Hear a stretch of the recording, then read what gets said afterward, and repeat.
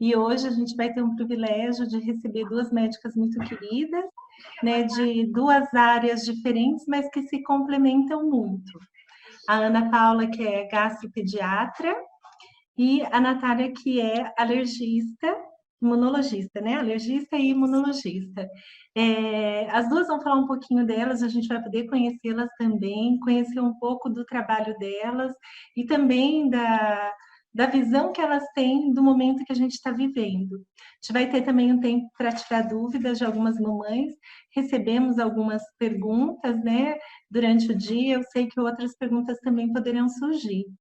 Né? Então, mas antes da gente começar, né, delas começarem a falar, eu gostaria de agradecer a presença da Beatriz Kotaki, que é estudante do quarto ano da FAMEMA e é presidente da Liga de Gastroenterologia e Hepatologia da FAMEMA. Eles são, ela e os amigos, né, dela estão assistindo a gente, né, eles são alunos da doutora Ana Paula, e é assim, é muito bacana ter vocês, porque, né, eu sei que cada um depois vai escolher uma área diferente para atuar, mas vocês estão tendo uma visão que para a gente que trabalha com alergia alimentar é muito importante.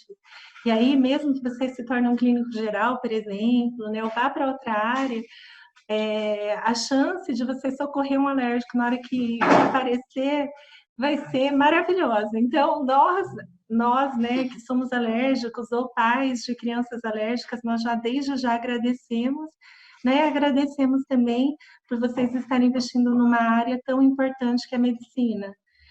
A gente vive um momento em que a medicina, não só a medicina, todas as profissões ligadas à saúde, elas estão sendo muito reconhecidas porque vocês estão conseguindo salvar muitas vidas, né? E em alguns casos perder a vida salvando outros, né? Então fica também minha homenagem, minha gratidão a todos vocês, que vocês sejam médicos excelentes, né? Sei que ainda são estudantes, mas que vocês sejam excelentes médicos, que consigam entender o propósito da medicina, que é salvar vidas, né? Que consigam entender que vocês podem fazer diferença no mundo. Quem sabe vocês salvem um futuro, alguma coisa, alguém que vai fazer uma diferença também, né? A gente nunca sabe, né? E aí fica também minha gratidão aos pediatras, né? A doutora Ana Paula e a doutora Natália, você também é pediatra, né? Não. Não, sou clínica, de Ah, então formação, tá de bom. base, sou clínica. Ela vai se apresentar melhor, né? Aninha né, Aninha? Doutora Ana né? Eu chamo ela de Aninha, gente. Se eu der uns fora de vez em quando, mas é porque ela tem muita cara de Aninha, não tem, gente? Acho que os seus alunos vão concordar comigo. Ah, fica a minha gratidão também aos pediatras que têm cuidado das nossas crianças alérgicas de todo o Brasil com muito, muito, muito carinho, né? Então, vamos começar. Eu vou pedir para Ana Paula, que já é um bom tempo aqui de Marília, nem sei se nasceu aqui em Marília, queria que você falasse um pouquinho quem é você, por que você decidiu fazer medicina e por que escolheu fazer gastropediatria. Olá, boa noite a todos.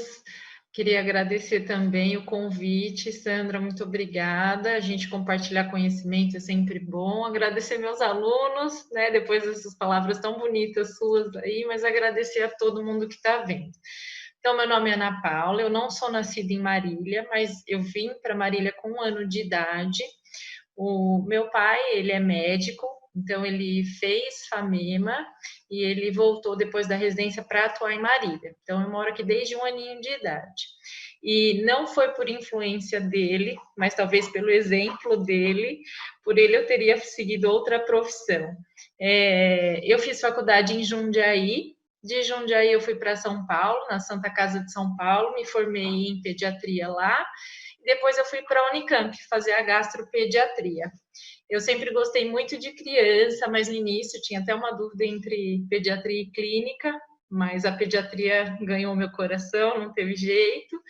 E a gastro veio, Sandra, de uma forma especial. Eu gostaria de fazer uma especialização de algo bastante comum na pediatria, de patologias que fossem bastante comuns na pediatria. E a gente sabe que as principais queixas de consultório, né, na pediatria tem a ver com a gastro, né? Então, é o refluxo, é a dor abdominal, é a diarreia, a constipação, é a alergia alimentar. Então, a gastro me conquistou. Gosto muito do que eu faço. E, recentemente, terminei meu mestrado também. Fiz mestrado em ensino e saúde. Então, essa é a minha trajetória aí. Legal. Às vezes nem os alunos conhecem toda a nossa história, né? Eu também vim para Marília pequenininha, acho que eu devia ter uns 3 anos. Eu me considero uma mariliense, porque é onde eu cresci, né? Tem uma pessoa que chegou em Marília há pouco tempo, então eu quero desejar as boas-vindas para a doutora Natália. Seja muito bem-vinda, Marília. Espero que você se sinta acolhida. Eu sei que já faz até um tempinho, né? Mais de um ano que você está aqui, Faz um mas tempinho. seja bem-vinda, sinta-se abraçada, sinta-se muito querida aqui.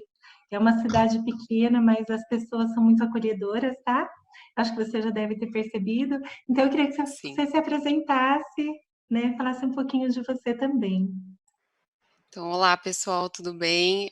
Obrigada, Sandra, pelo convite, obrigada, Ana, também por topar participar. Eu conheci a Sandra, na verdade, na semana passada, foi uma situação meio inusitada, né, Sandra? Você foi desmarcar uma consulta, meu marido estava lá no consultório e vocês acabaram conversando e se conhecendo, né? E aí, disso já virou uma conversa e disso já virou uma live. E confesso que fiquei um pouco assustada para essa live, porque, para mim, as pessoas que passaram antes dela são pessoas que eu admiro, né? Então, é difícil. São pessoas que fizeram parte da minha formação, então tem toda uma história. E aí, falar para os seus clientes, para todo mundo, né, sobre alergia alimentar e sobre o que eu faço depois dessas pessoas, tem um pouco de responsabilidade. E fora isso, tem o fato de que essa semana é a semana de conscientização da alergia alimentar. Então, é uma semana super importante para a gente na alergia e para todo mundo, né? Para os seus pacientes, para quem vive essa desordem, né? Acho que nem dá para a gente chamar de uma doença, porque é ruim, né? O paciente ter esse estigma de ser doente. Então, e aí, assim, eu tô aqui em Marília agora em agosto, vai completar 2 anos que eu cheguei aqui em Marília. Não foi uma decisão fácil para mim, confesso que inicialmente não queria ter vindo. Eu deixei minha família lá em São Paulo, eu deixei meu serviço acadêmico, né? Então, a Ana, que faz parte de um serviço acadêmico, vai entender o que é isso, que é a minha casa, que é onde eu fiz a minha formação e é um lugar que eu gosto, eu me sinto bem, eu piso lá e eu falo, meu Deus, eu tenho que ficar aqui.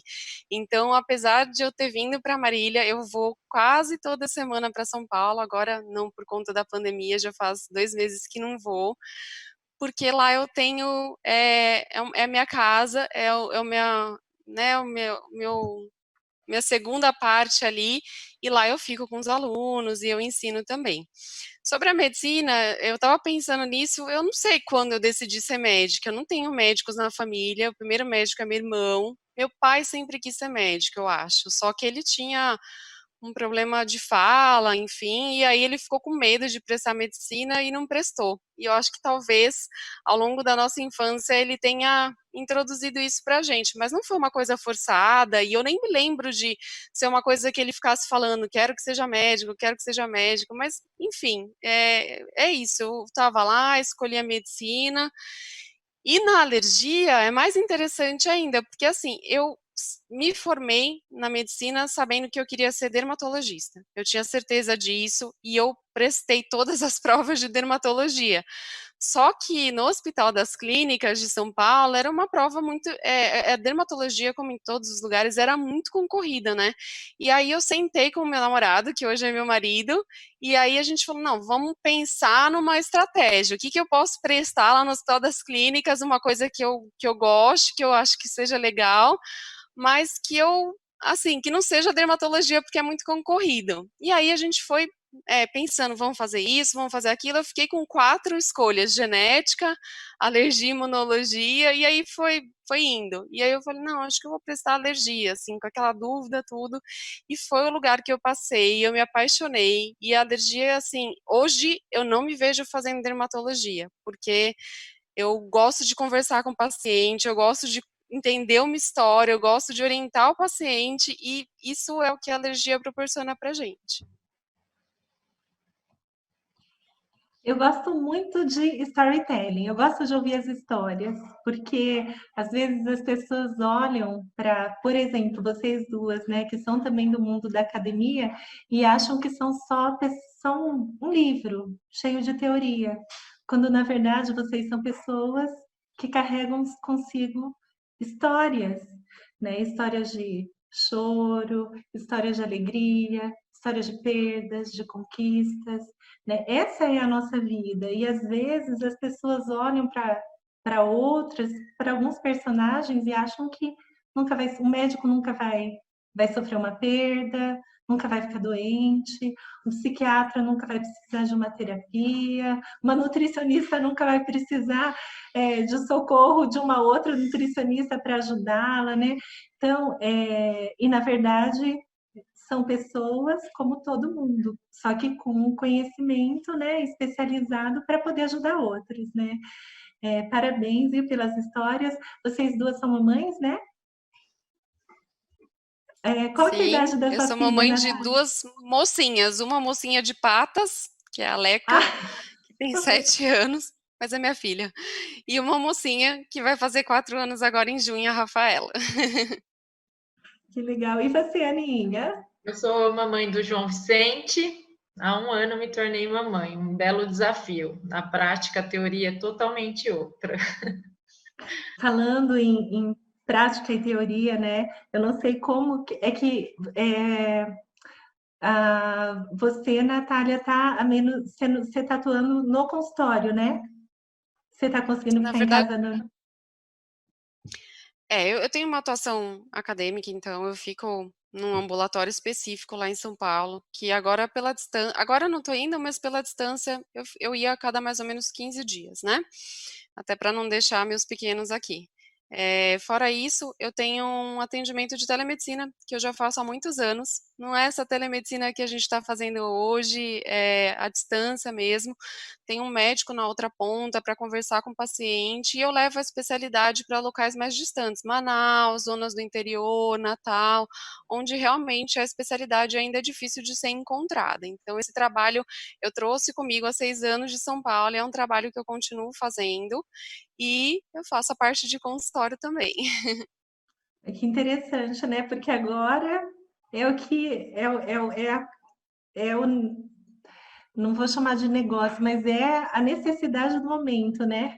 Fazer Exatamente, teve um telemedicina, boom, né, na telemedicina, todo mundo percebeu que é uma coisa que ajuda as pessoas. pois é, e é necessário, né? Não tem jeito, não tem mais como Exatamente. em algumas especialidades fazer, né? Presencialmente. É, mas legal. Eu, eu, eu entrei nesse assunto porque eu sei que a Ana, que é uma amiga minha, ela está sofrendo bastante, né? E aí, falando um pouquinho, depois a gente entra na alergia, mas ela não está podendo ficar perto do filho, né, Ana? Sim.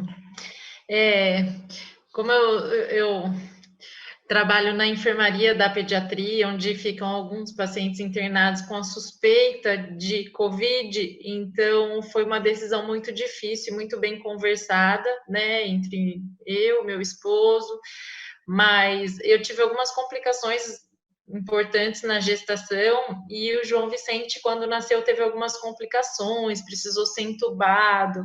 Então a gente acabou decidindo, por receio mesmo, de isolá-lo. Então eles estão na casa da minha sogra e eu estou ficando em casa sozinha. Não foi uma decisão fácil, mas a gente reavalia essa decisão todos os dias, mas a gente entendeu que neste momento seria o melhor para eles ficarem isolados. Mas é um belo desafio.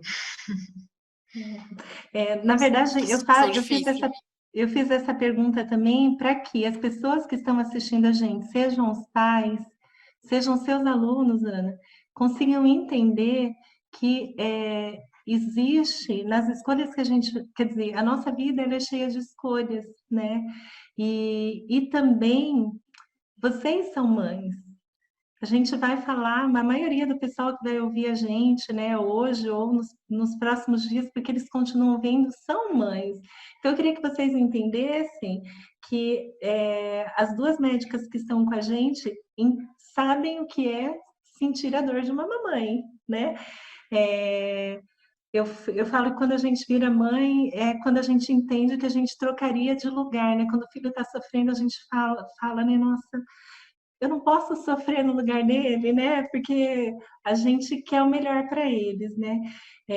Eu sei que isso também é importante para que elas entendam que vocês conseguem entender a dor da mãe quando o filho está com uma crise alérgica e elas entram em pânico. E é aquilo que eu ouço de alguns médicos que são meus clientes. Eu olho para eles e falo, gente, mas você é médico, você está me perguntando isso, né? Ele, Sandra, esquece. O doutor Tiago falava muito para mim, o Tiago Gomes, esquece que eu sou médico, eu sou pai. Agora eu sou só pai, Sandra, só pai, né? E aí eu acho que a gente pode passar um pouco disso para os seus alunos, Ana, que essa humanidade ela é muito importante quando você vai atender qualquer especialidade. É isso que cria as conexões. É claro que você tem que tomar todo um cuidado, né, no envolvimento, mas isso faz o que a gente chama de rapport, cria o rapport, cria a ligação, né, a conexão entre as pessoas.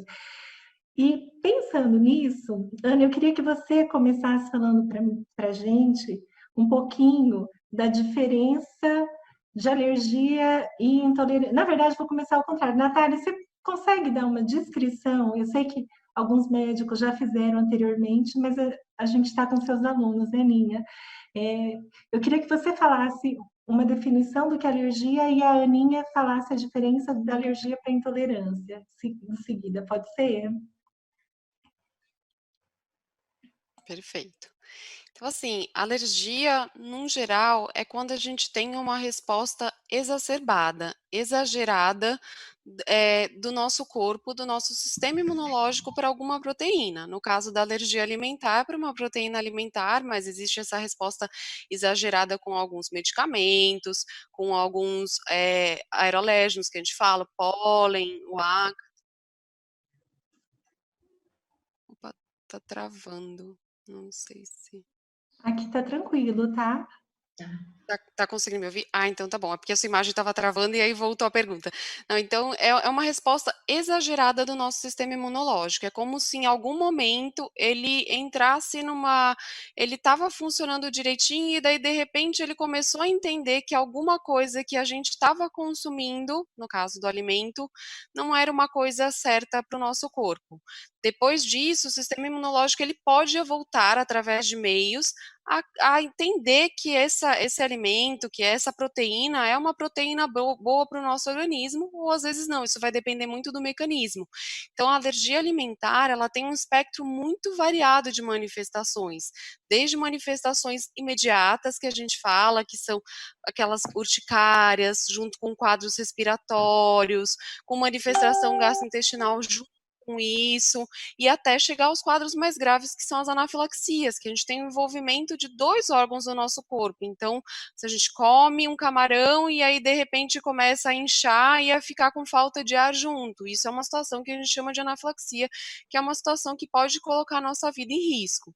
E tem manifestações que são exclusivamente gastrointestinais, e aí tem não necessariamente tem participação de outras células do nosso corpo. Então, a gama de manifestações da alergia alimentar é imensa, né?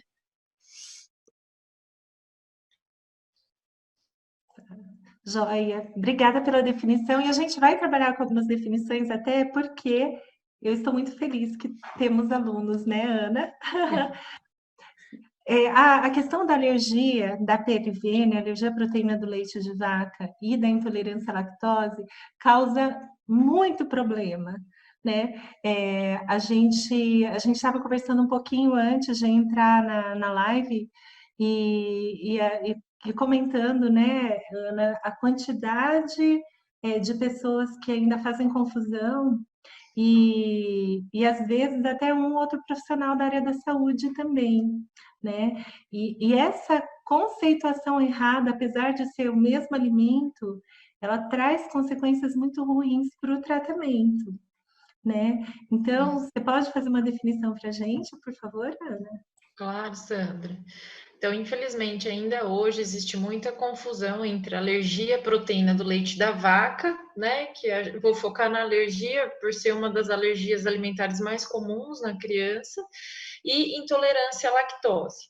Né? Então, a primeira coisa que eu queria falar aqui é que alergia à lactose não existe. Né? Então, a gente faz uma reação alérgica à proteína. A Natália está comemorando lá, porque ela também sofre, né, Natália, com essa confusão aí.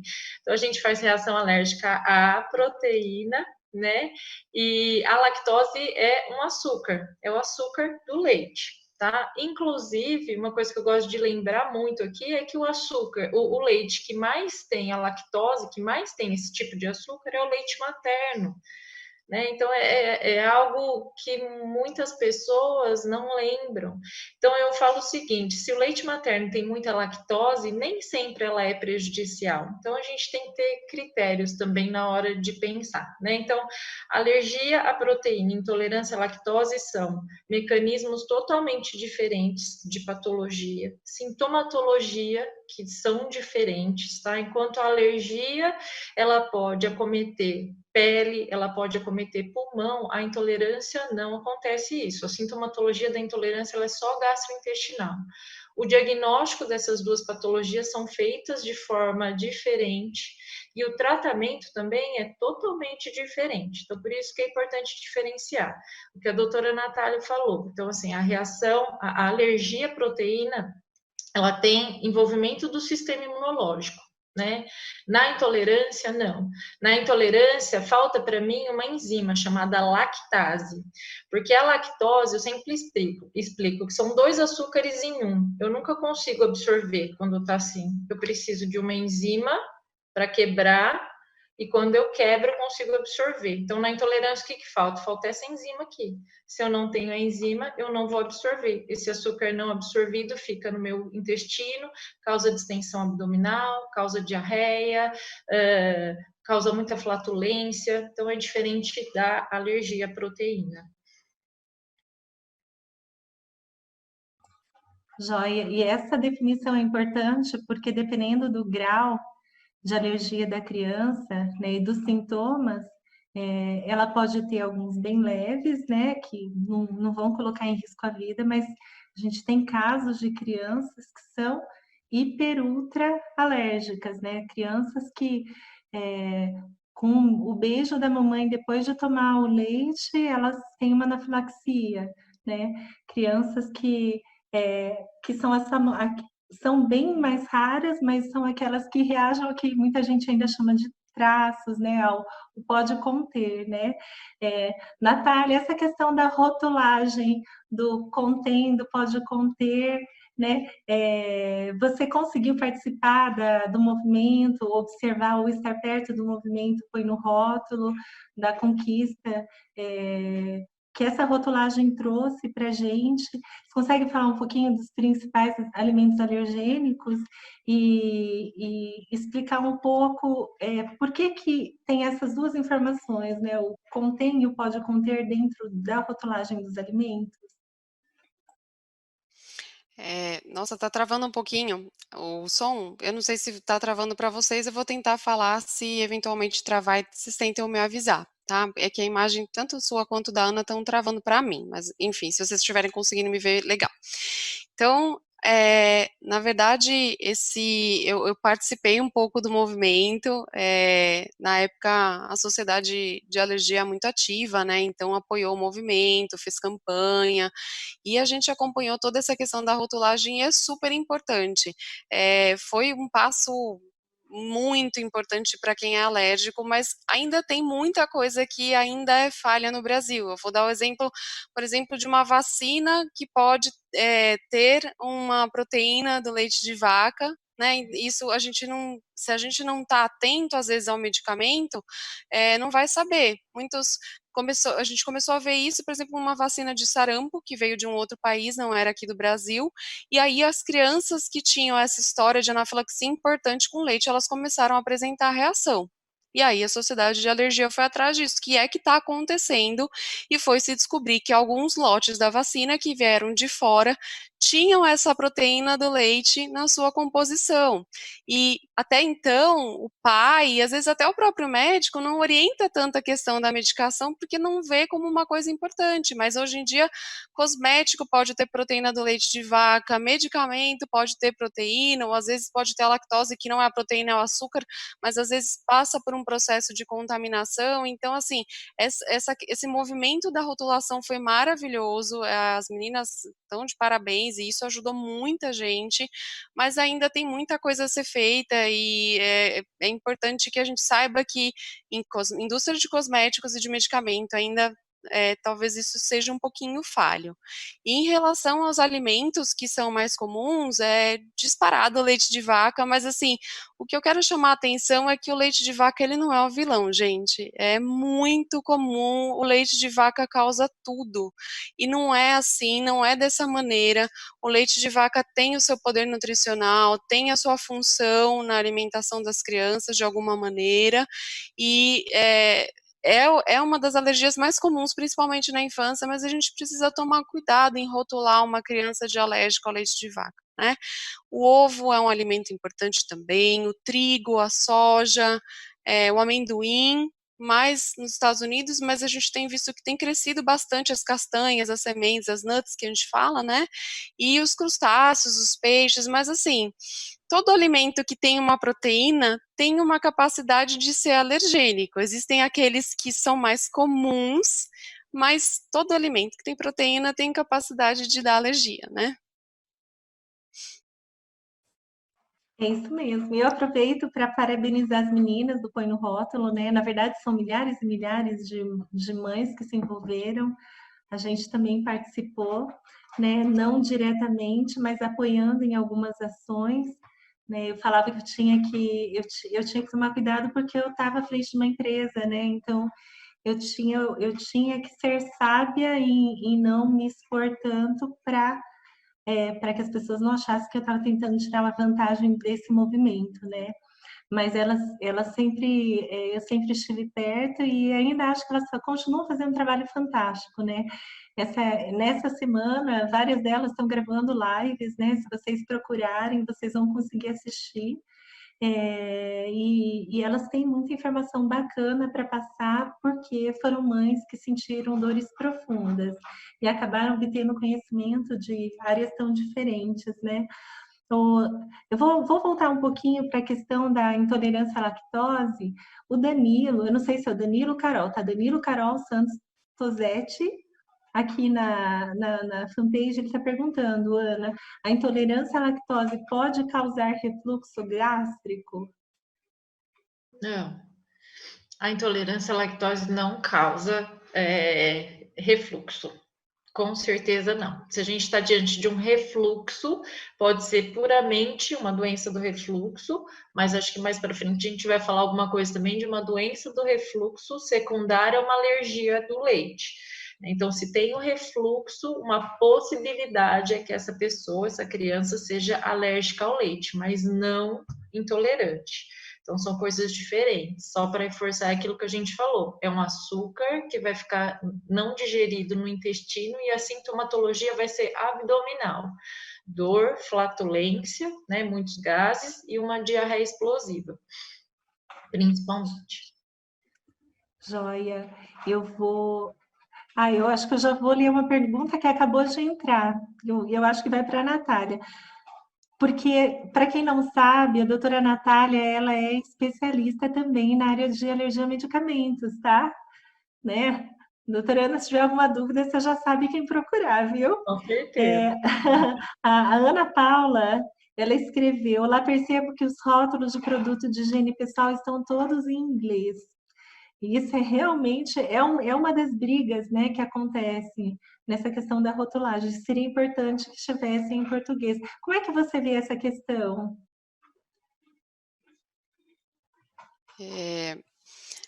Então, eu acho que é super complicado mesmo, e na verdade, daí assim, essa questão da rotulagem, para a gente pensar na alergia alimentar, eu acho que é importante esse contém e pode conter que você falou. Então, é importante porque às vezes o cosmético tem ou pode conter alguma proteína alimentar. Então, a gente tem creme com aveia, tem creme que vai ovo na composição, às vezes vai coco. Hoje em dia, o óleo de coco está sendo usado para um monte de coisa.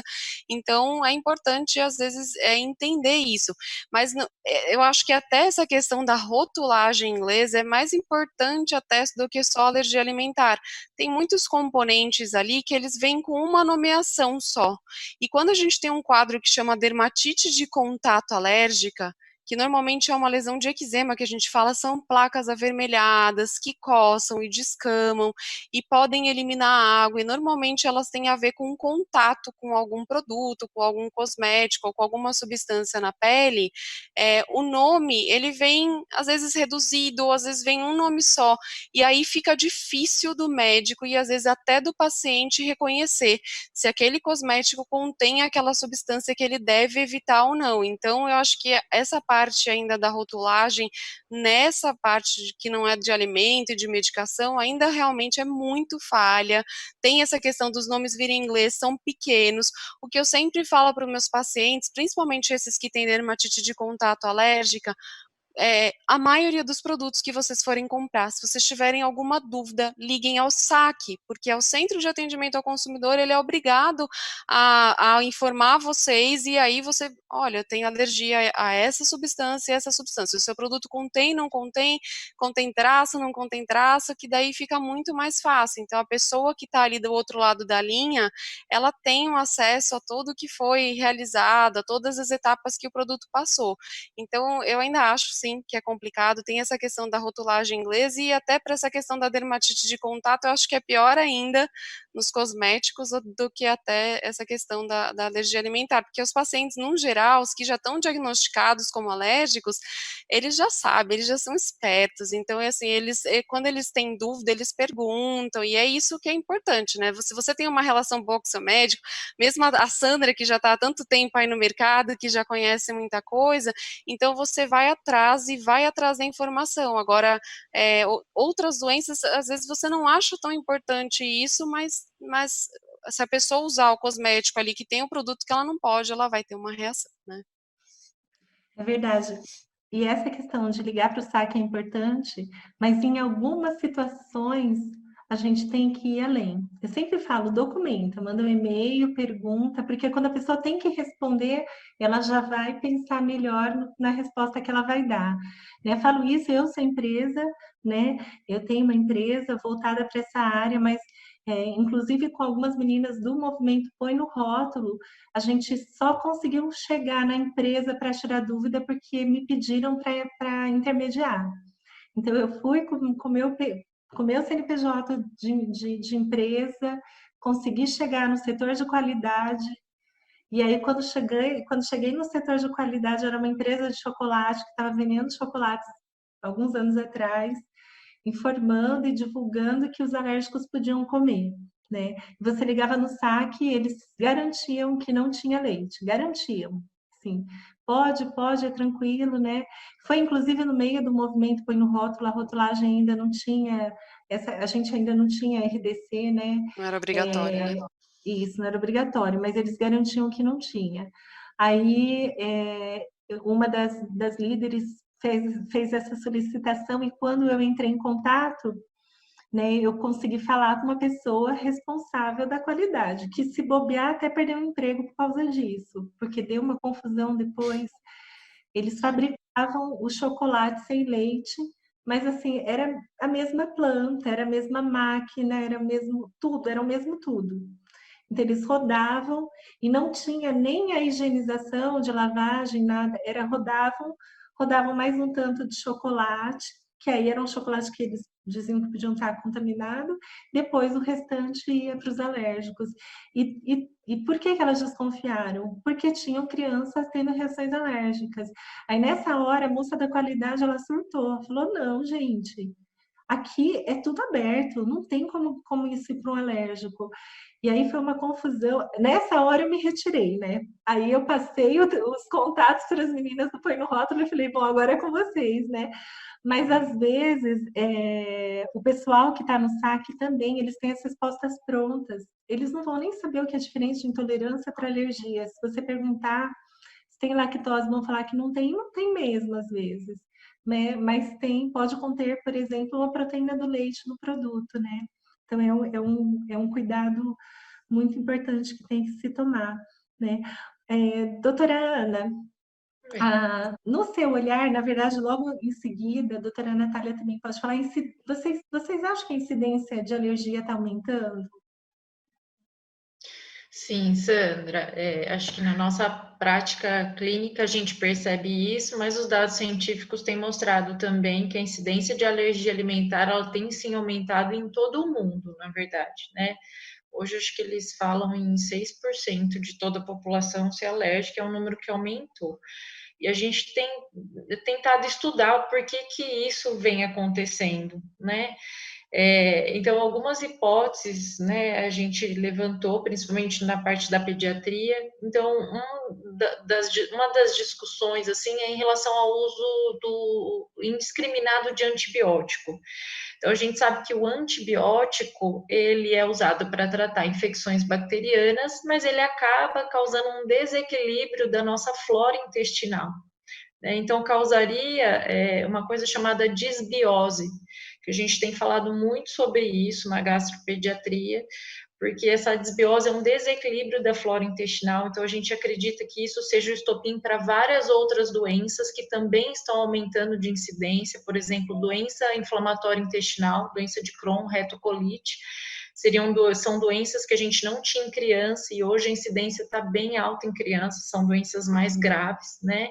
Então, na alergia, a gente também pensa nisso. Quando a gente causa esse desequilíbrio de flora, as proteínas, que são macromoléculas, elas passam mais facilmente, né, e causam uma reação alérgica. Então, isso é uma das discussões, levando a essa desbiose também, que é super importante. Outra coisa que a gente discute muito, Sandra, infelizmente, né, no nosso país, a gente não tem um índice muito grande de aleitamento materno. Algo cultural, né, de que a fórmula precisa ser introduzida precocemente, de que a criança precisa ganhar muito peso desde o nascimento. Então, essa introdução precoce, porque assim, eu acho que uma coisa que é legal a gente falar aqui também, Sandra, que todas as fórmulas infantis, elas são feitas à base de leite de vaca, né? Então, todas têm a proteína do leite. Então, é lógico que tem mamãe que não consegue amamentar, que no início precisa complementar, é lógico tudo isso. A gente entende, eu também precisei, né? São situações para serem avaliadas individualmente. Mas é algo, essa introdução precoce, ela pode sim predispor a uma reação alérgica, né? Então, é por isso que pediatra, né, a gente incentiva tanto o aleitamento materno quanto possível, porque a gente sabe que é um fator protetor, né? Leite materno é tudo de bom. Então, a gente tem que incentivar, a gente vai incentivar, vai orientar o quanto a gente puder, porque é um fator protetor para alergia alimentar também. Mas é fato de que aumentou. E um dado interessante, Sandra, até a doutora Natália comentou, né? Aqui no Brasil, a gente vê que a incidência de alergia à proteína do leite de vaca é muito alta, diferente dos Estados Unidos. Lá, a principal alergia deles é ao amendoim. Então, por que que isso acontece? Se a gente lembrar dos filmes que a gente assiste, né, da cultura dos Estados Unidos, tem sempre lá uma pasta de amendoim em cima da mesa. Então, lá, o amendoim é introduzido muito precocemente. Então, por isso, talvez, que essa alergia lá mais frequente seja o amendoim, e aqui, para a gente, seja o leite da vaca.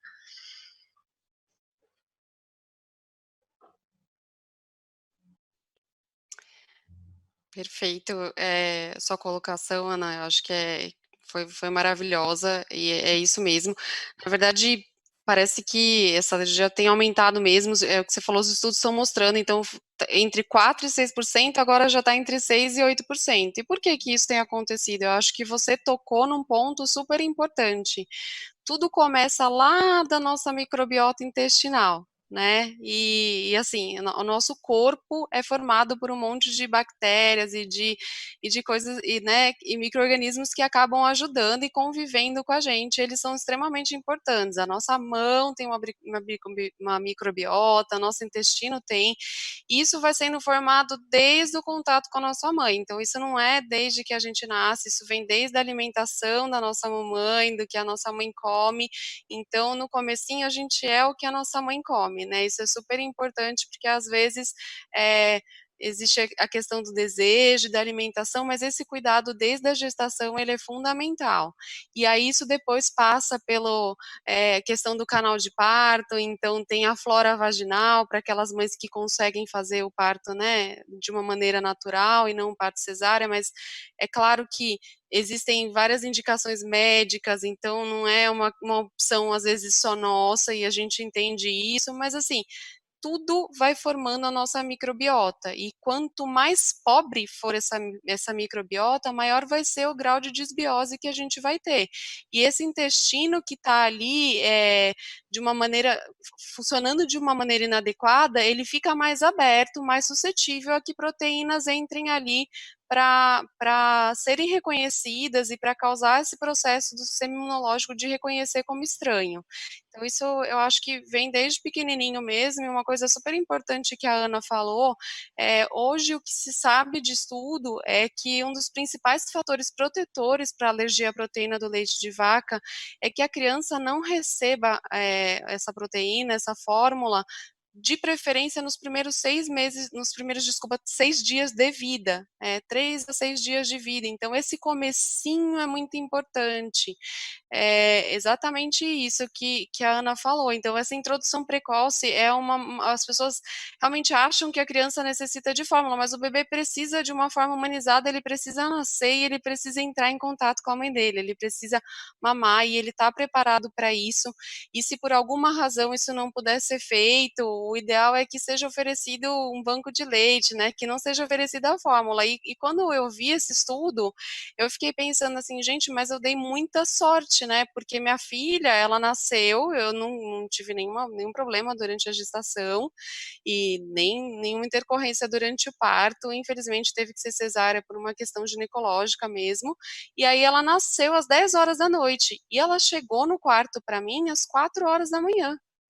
E assim, não teve nenhuma intercorrência, não que tenha sido relatada em nenhum lugar, e nem que tenham falado com a gente, ainda mais sabiam que nós éramos médicos, né, eu e meu marido, tudo, e eu, assim, a gente tá meio anestesiado ali do parto, a gente não percebe, eu só lembro de perguntar, nossa, mas por que ela tá demorando tanto, o que é que tá acontecendo, o que foram fazer com a criança, né, e aí eu fico pensando hoje, provavelmente eles deram fórmula para ela, mas para quê, se eu tinha lá o meu colostro, se eu tava disposta, se eu tava bem, se eu tava lá para fazer o meu papel, então realmente isso, infelizmente, acontece muito, a medicina tem que ser humanizada cada vez mais, porque tudo na nossa vida começa lá atrás, a gente não começa quando a gente nasce, a gente começa de trás, né, isso vem também da nossa imunidade, a nossa casinha da imunidade, ela é construída lá antes da gente nascer, e devagarzinho a gente vai colocando os nossos tijolos, e aí depois não adianta, não existe uma fórmula mágica para melhorar a imunidade, nem nada disso, então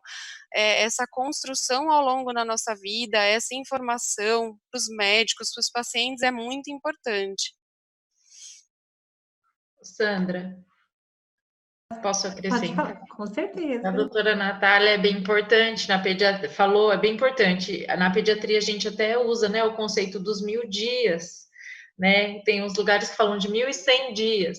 Então, os 1000 dias seria o quê? Da concepção até os 2 anos de idade. Então, tudo que acontece com a criança, desde a concepção até o nascimento, até os 2 anos de idade, é isso que a doutora Natália falou. Vai formar o que a criança, o que o ser humano vai ser, o que ela vai ter de patologia, né? Então, é extremamente importante esses 1000 dias. E uma outra coisa legal, Natália, se você quiser até comentar um pouquinho, é sobre a teoria da higiene. Perfeito. Não, só para falar também, mamães, não se sintam culpadas, viu? Eu sei que a gente está falando que a coisa começa ali da gestação, tudo, mas é claro que cada um tem uma história, cada um tem uma situação diferente, né? Nossa, agora a gente deve estar se perguntando: será que eu me alimentei bem? Será que eu fiz tudo certinho na gestação? A culpa já nasce ali, né? Não, não é desse jeito. Quanto mais informação a gente tiver, eu tenho certeza que cada uma de vocês que é mãe, se o médico falar assim, olha, o seu filhinho começa lá, desde que ele é um feijãozinho e você tem grande responsabilidade nisso, em ajudar o seu filho a formar o corpo dele, ajudar o seu filho a formar a microbiota dele, eu tenho certeza que se a mãe tiver essa informação, ela vai tentar fazer o máximo que ela puder para conseguir isso, mas muitas vezes a gente não sabe essa informação, então não se culpem, por mais que algumas pessoas não tenham feito isso, nossa, não fiz, eu tô falando o mesmo exemplo da minha filha, né, que talvez tenha aí tomado uma fórmula, e eu fico pensando nisso até hoje, mas a gente tem como ir recuperando isso também, não é uma coisa que meu Deus, eu fiz tudo errado e agora nada mais vai dar certo, não é assim. Tá? Então, só não se sintam culpadas. E aí, falando um pouquinho da teoria da higiene, que a doutora Ana perguntou, é super importante. O que acontece? O bebezinho lá no útero, a gente tem algumas. Se ficar um pouco difícil, talvez acho que tem. Você perguntou também porque tem alunos aí, né?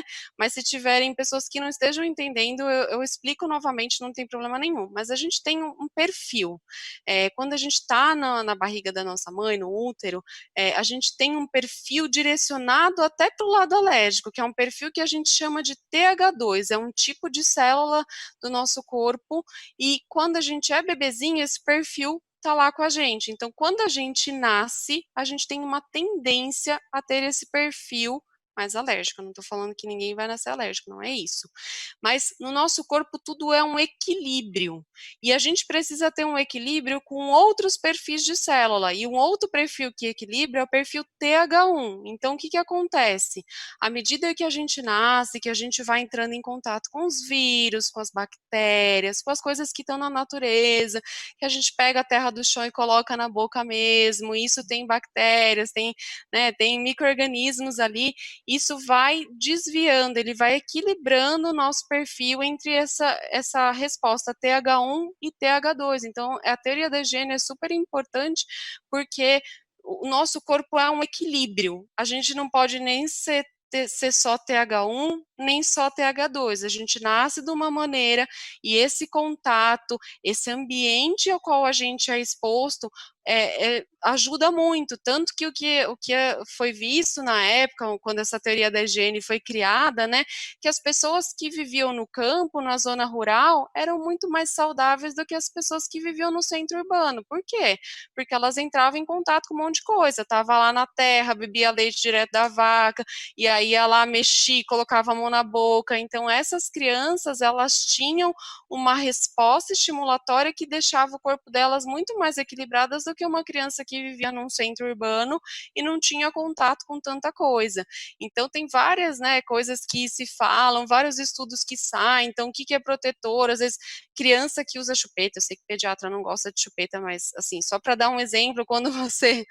não sou pediatra, mas assim, só para dar um exemplo, quando a criança deixa cair uma chupeta no chão, então a mãe vai lá no primeiro filho, limpa, lava, esteriliza, e o que se fala, não, depende de onde caiu, se não caiu num lugar muito contaminado, um dos estudos que tinha mãe, pega a chupeta, coloca na sua boca e limpa desse jeito e dá para o bebê, então tem a ver com essa resposta, né, no primeiro filho a gente faz tudo, esteriliza tudo, e depois a gente vê que no segundo não é nada disso e nem precisa, talvez, de tanta coisa. Agora, nessa época, a gente precisa ter um cuidado maior com a nossa higiene por conta do coronavírus, mas essa resposta TH1 perde um pouco nesse sentido, né? Que a criança podia estar lá brincando, colocando a mão na terra e fazendo o seu corpo entrar em equilíbrio.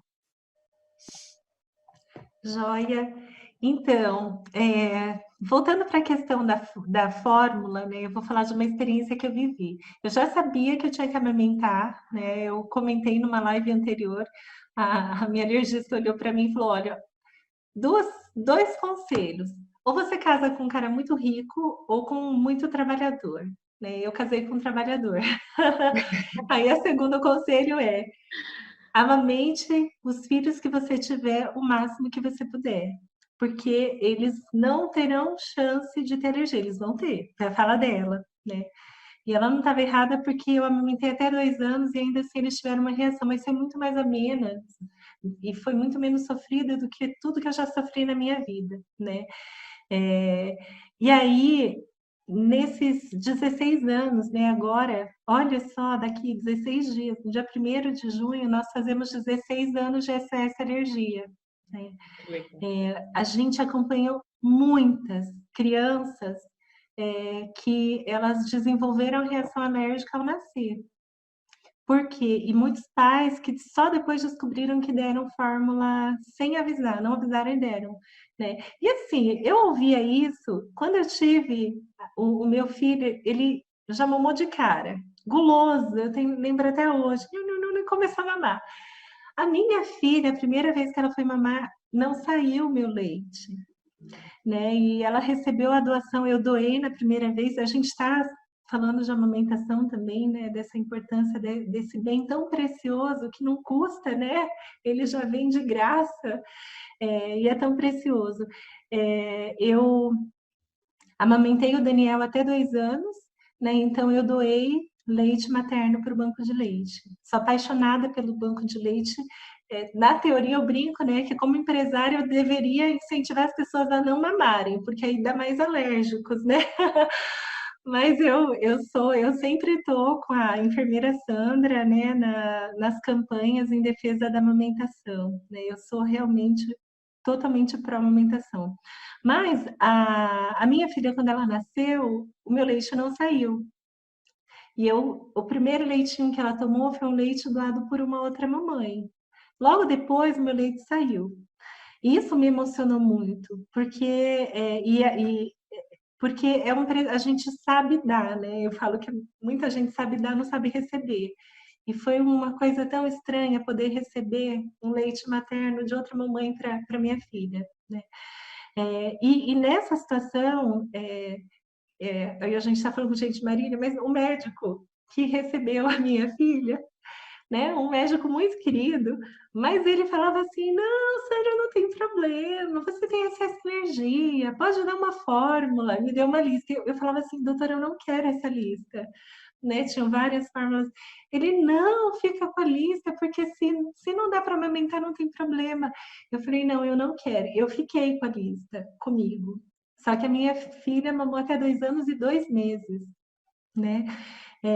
E eu lembro que eu fiquei muito triste, porque eu falei: eu acho que as mães enfrentam uma situação no momento que elas estão muito sensíveis, né? E de repente algumas ainda escutam médicos falando que o leite da mamãe é fraco, que tem que dar fórmula junto, aquele monte de coisa. E aí a criança que podia estar recebendo o melhor alimento do mundo, calculado pelo melhor nutricionista que é Deus, né? Ele já vem com tudo que precisa.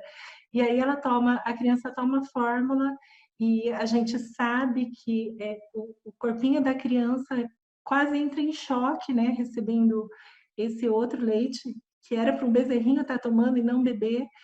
E a gente, então assim, quando eu converso com as mães, uma das coisas que eu mais vejo é que a maioria das crianças alérgicas, elas desenvolveram já logo nos primeiros dias de vida, ou quando a mamãe parou de amamentar e foi para o leite, né? Então, isso é altamente perceptível, e eu acho que para vocês que são médicos também, né? É, mas, bom, eu vou voltar lá para as perguntas. Desculpa o comentário aqui. É, a gente está falando de criança. Qual a fase? Então, assim, a gente falou de Imagina, intolerância. eu acho E só, pode Sandra, falar. eu acho esse comentário super importante, porque é um pouco esse conhecimento que você está proporcionando para as pessoas que estão assistindo a gente, trazendo essas lives, são super importantes mesmo, porque boa parte da medicina é orientação. é a orientação, né? Então, se o paciente for orientado, tudo vai correr bem. E é só para as mães também não ficarem desesperadas, não é que se o seu filho receber fórmula, ele vai ter uma alergia à Uhum. proteína do leite de vaca, tá? Existe uma questão também de predisposição genética, da questão ambiental envolvida nisso, aumenta a chance, não quer dizer que ele vai ter, mas é importante para os estudantes aí de medicina, para os residentes e para todo mundo entender que é isso, o leite materno ele tem tudo que a gente precisa e que a gente tem que estimular a amamentação. Se a mãe não conseguir, se tiver alguma coisa que a mãe não possa amamentar, existe o banco de leite, ainda assim é uma opção muito melhor do que uma fórmula, mas só para também as mães não ficarem desesperadas, que isso não significa que a criança vá virar alérgica, tá? Tem uma questão maior do que isso envolvida, né? Joia. Doutora Natália, você já acabou de responder ao questionamento do Leandro Campos. Ele escreveu, então, será que a minha filha é a PLV porque recebeu a fórmula? Né? Então, como a doutora Natália disse, não necessariamente, né? E bem provavelmente não. É claro que o comentário que eu fiz, ele é também verdadeiro, né? Algumas situações acabam acontecendo, mas eu costumo falar assim, Leandro, se eu puder dar um conselho, né? Não olha para trás, olha para frente, porque o que foi, ficou para trás, né? Seu filho ou a sua filha, né? Sua filha continua saudável, a alergia, talvez, né? Até a doutora Natália nem queria que chamasse de doença, né? Porque ela tem um peso mesmo, essa palavra, mas, assim, se a É. gente parar para pensar em doenças, é uma das mais leves. Por que leves, né? Ela pode ser séria, porque tem uma chance de melhora muito grande, né? E diferente de outras doenças que às vezes não tem cura, né? Como, por exemplo, uma diabetes ou uma doença tão séria como o câncer, alergia, a gente sabe que a criança vai crescendo e a maioria das crianças melhora, algumas não, né? Algumas continuam, né? Por isso, da questão da individualidade de cada pessoa também, que tem que ser muito considerada, né? Mas existe uma esperança na alergia que em algumas outras doenças não tem, né? E então eu espero que já tenha respondido para você. Fica em paz, olha para frente, né? Vou entrar numa outra pergunta, né? A gente está com algumas perguntas entrando aqui dentro da fanpage, e eu estou com algumas perguntas que pediram para eu fazer, né? Eu vou fazer para a Ana, doutora Ana, a Marcela, que a mãe de uma paciente sua, tá? Esposa de um professor meu da FATEC, né? Eu fiz tecnologia em alimentos no meio do caminho, né? Ela pede para eu te perguntar, eu queria entender melhor a relação da alergia com o refluxo. Você falou, né, da intolerância, que não tem nada a ver, agora eu queria que você falasse da questão da alergia com o refluxo. A alergia à proteína do leite de vaca, ela pode se manifestar com vários sintomas, né? E o sintoma depende muito do tipo de reação que essa criança vai desenvolver. Então, depois, se a Natália até quiser complementar, mas a gente tem basicamente 3 tipos de reações alérgicas, né? Então, a gente tem aquela que que a gente chama de IgE mediada, que são aquelas reações que são imediatas, que acontecem rapidamente após a ingestão da proteína em que a criança é alérgica. Então, ela acontece no momento, ela vai acontecer no máximo 2 horas depois, né? Então, a gente considera esse tipo de reação mais grave, porque nesse grupo está aquela reação que a gente chama de anafilaxia, né? Então, aquelas reações de inchar a orelha, inchar a boca, de fechar a garganta, a criança ter dificuldade para respirar. Acontecem sintomas de pele, né? Então, racho cutâneo, que a gente fala, então ingeriu a proteína e faz aquele prurido, aquela coceira no corpo todo. A gente tem um segundo tipo de reação, que seriam as reações mistas, né? Então, eu tenho envolvimento dessa reação IgE mediada, mas tem envolvimento de uma parte celular também. São reações alérgicas que vão acontecer algumas horas após a ingestão da proteína, que me faz mal. Então, a gente tem alguns sintomas nesse grupo, mas acho que nesse grupo a gente pode falar da dermatite atópica, né? E aqui eu faço um parênteses, né? A Natália também pode complementar, mas nem toda dermatite atópica é relacionada com alergia alimentar, né? Então, eu posso ter puramente uma dermatite alérgica, dermatite atópica sem ter relação com alimento nenhum, tá? Então, para não causar confundimento. E eu tenho reações não IgE-mediadas, que são reações que envolvem o trato gastrointestinal. Então, que são a maioria dos meus pacientes pelo fato de eu ser gastro. Então, a gente pode ter o que a gente fala de colite alérgica, né, proctocolite alérgica, que é uma diarreia com sangue e muco. E nesse grupo também entraria a doença do refluxo. Então, aqui é a mesma coisa da dermatite atópica. Nem toda doença do refluxo tem relação com alergia alimentar. Eu posso estar de frente puramente de uma doença do refluxo, né? Então, é importante, a gente falou aqui que a incidência de alergia alimentar aumentou, a Natália comentou de que tem que ter critérios para se fazer o diagnóstico, porque quando a gente dá esse diagnóstico, é um envolvimento psicológico que eu tenho, financeiro, então tem que ter cuidado, nem tudo é alergia. Então, eu concordo com a Natália, eu também sou muito amiga da vaquinha, nem tudo é alergia à proteína do leite de vaca, porque eu acho que a gente também não pode ter um super diagnóstico, né? Porque isso traz muitas coisas, né? Muitos complicadores aí para uma família. Então, a doença do refluxo. Lembrar que existe aquele refluxo do bebezinho quando nasce, que é o refluxo normal, é o refluxo que a gente chama de fisiológico. Então, para esse tipo de refluxo, eu tenho que fazer algumas medidas preventivas, né, na parte de técnica de amamentação, de pôr para rotar, de colocar um decúbito elevado para dormir. E é aquele refluxo em que a criança só regurgita e não tem qualquer outro sinal e sintoma. Então, esse é o refluxo fisiológico, normal, 60%, 70% dos bebezinhos têm. Mas eu posso estar diante da doença do refluxo. Então, a doença do refluxo é quando eu tenho o vômito, né, acompanhado de algum outro sinal e sintoma. Então, que podem ser baixo ganho de peso, pneumonia de repetição, otite de repetição, chiado de repetição, o baixo ganho de peso. Então, eu preciso avaliar se é só uma doença do refluxo ou se ela está envolvida com alergia alimentar.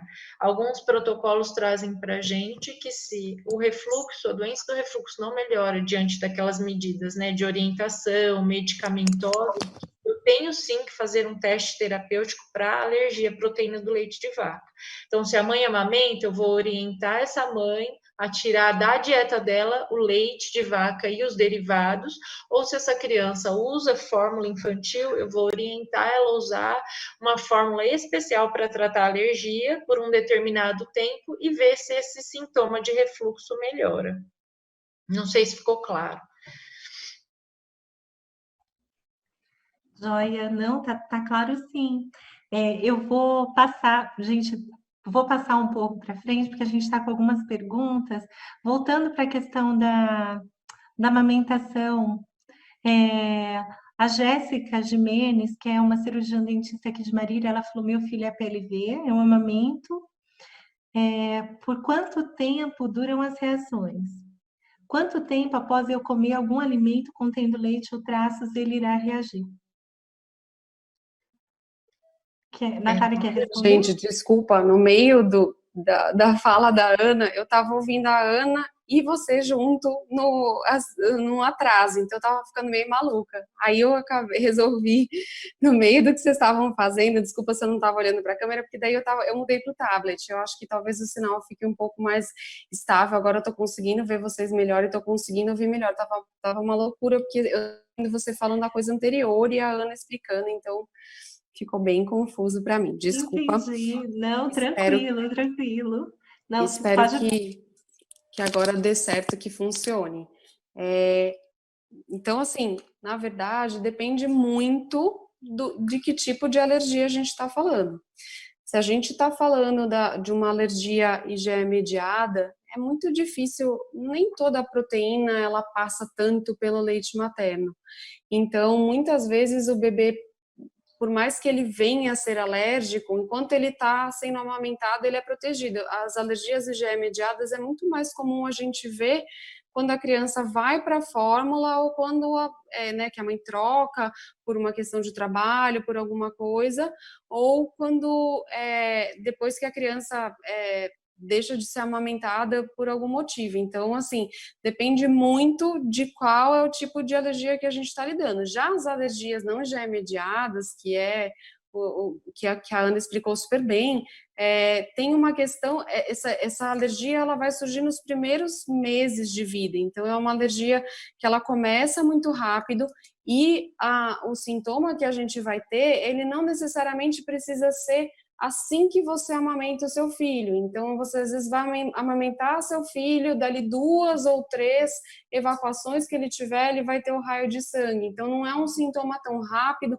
e às vezes nem ele acontece no primeiro dia. A mesma coisa para explicar o que a Ana falou da dermatite atópica, é perfeito. Só 30% das dermatites atópicas moderadas a graves que estão associadas a algum tipo de alergia alimentar. Então, a gente vê muito.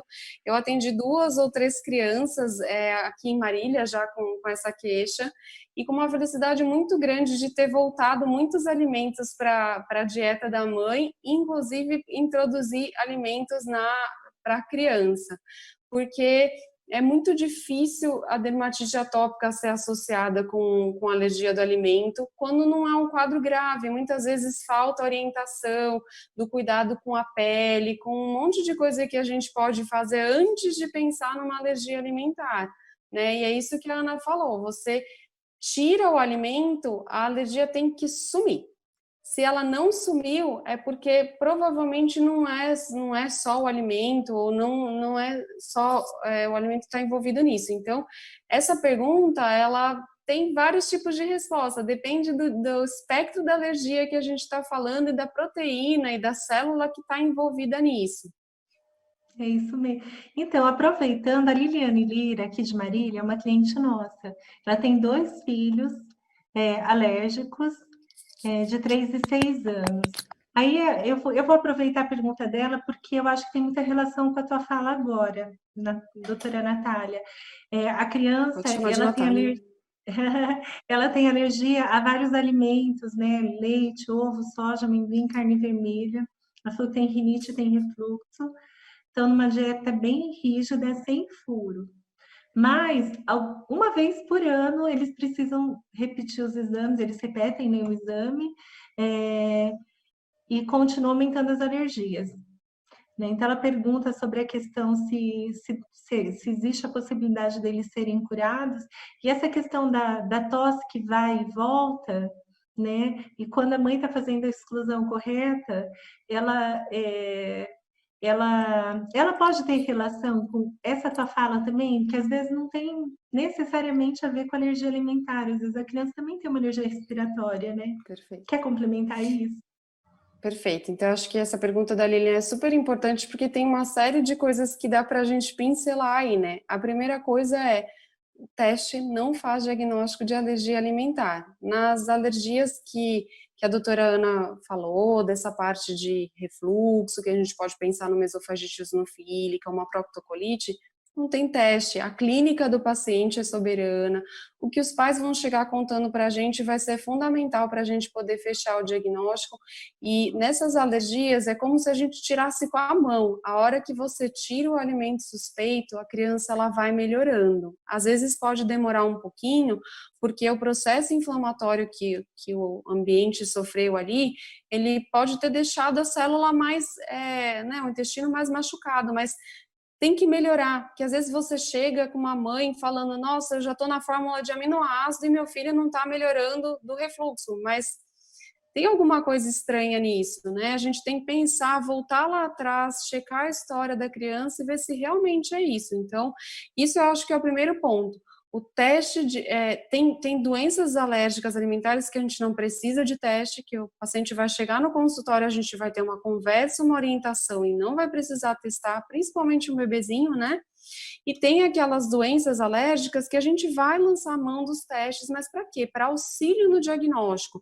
O teste não faz diagnóstico de alergia, né? Às vezes a criança ela por algum momento pode ter passado por uma situação que o corpo reconheceu aquela proteína como estranha e fez uma célula de defesa para ela. Então, fez uma IgE, por exemplo, para o leite de vaca. Só que o corpo ele tem mecanismos para driblar isso também, né? Senão todo mundo seria alérgico.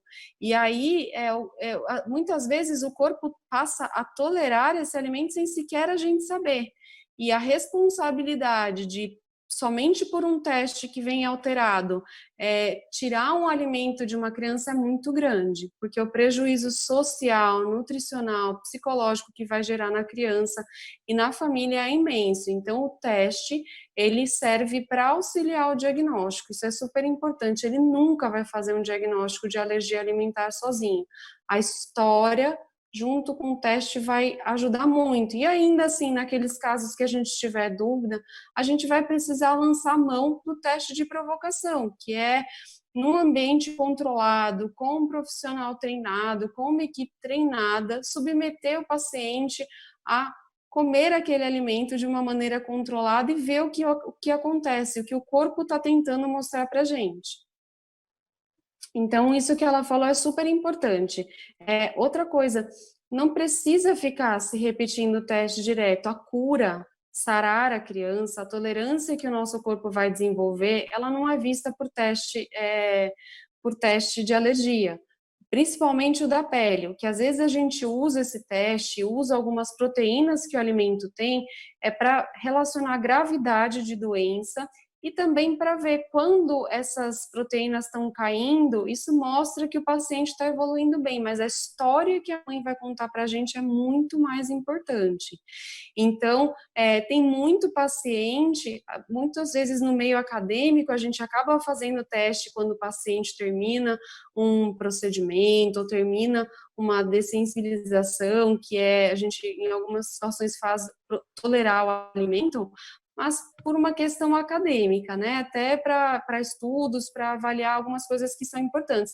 Mas muitos pacientes acabam ficando tolerantes ao alimento e vão ter esse teste positivo para o resto da vida. Então, não se guiem por testes, isso não é o fundamental. A história que vocês vão contar para a gente é muito mais importante.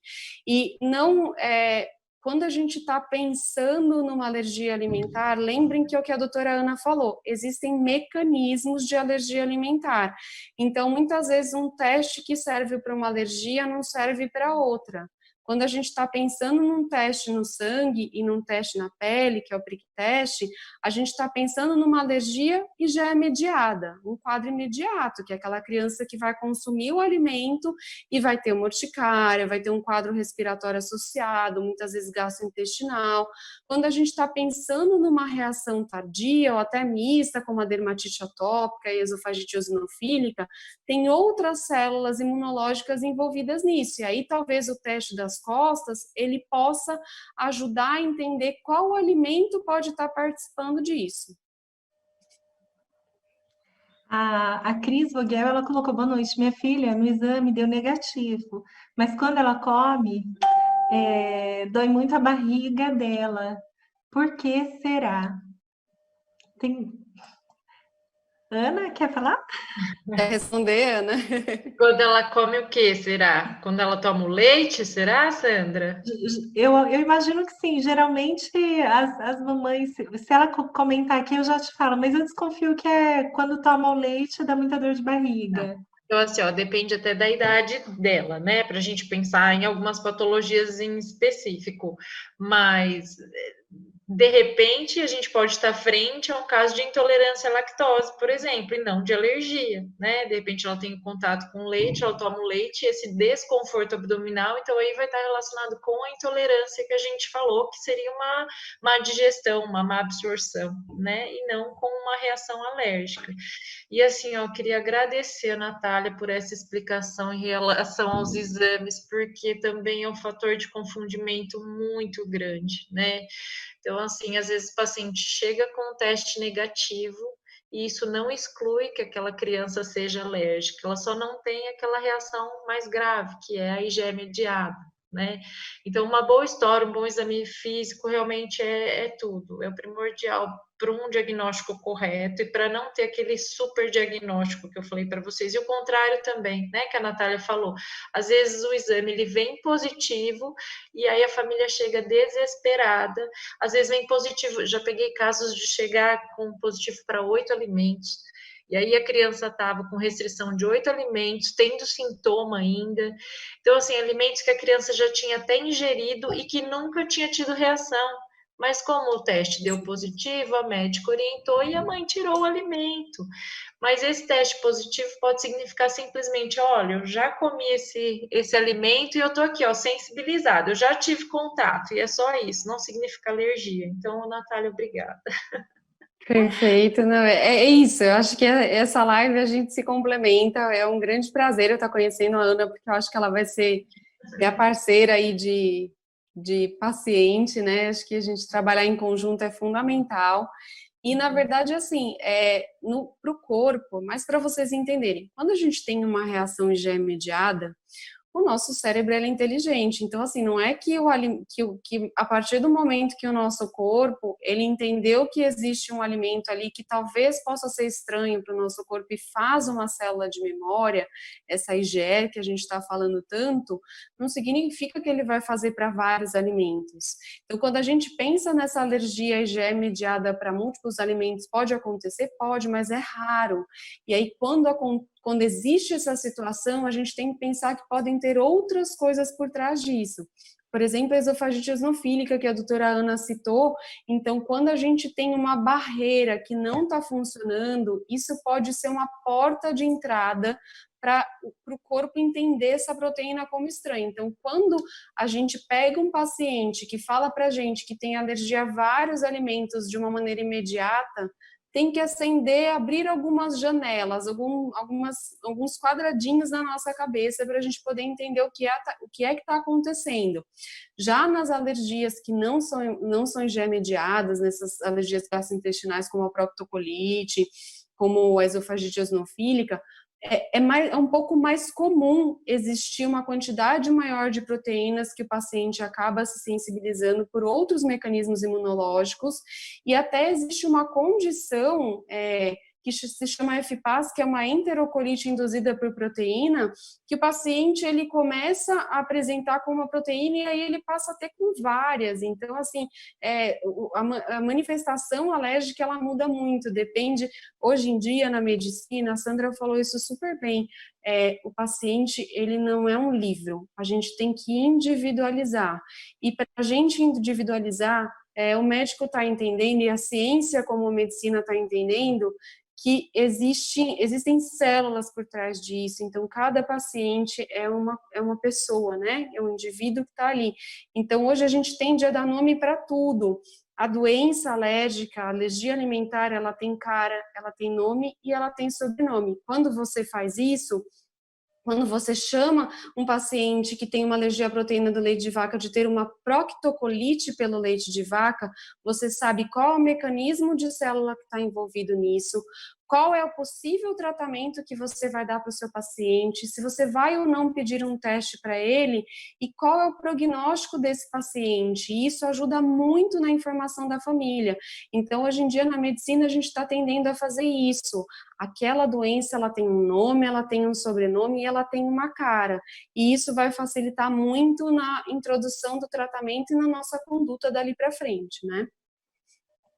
Eu vou pedir a paciência, né? Quem conseguir ficar, a gente tem umas perguntas interessantes, mas eu vou juntar 3 mamães que perguntaram sobre o mesmo tema, tá? Vou direcionar para você, doutora Natália, porque eu sei que é uma área que você tem muito conhecimento e que você sonha em implantar aqui em Marília. Vai ser muito bem-vindo, tá?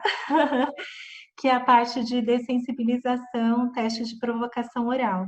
Tem algumas mães, né, citaram algumas situações, mas eu queria que você falasse para a gente o que é, né? Por exemplo, no HC tem uma idade, né? A gente já falou numa das lives que até com a doutora Ariana, que Acho que foi com a Na Ana verdade, tem Paula. um período que as crianças tendem a melhorar, e aí, quando não melhoram, tem uma seleção que é feita no HC, né? Para poder fazer esse processo. Então, tem, só vou citar os nomes das mamães para elas saberem, né? Que fiz a pergunta, lembrando delas.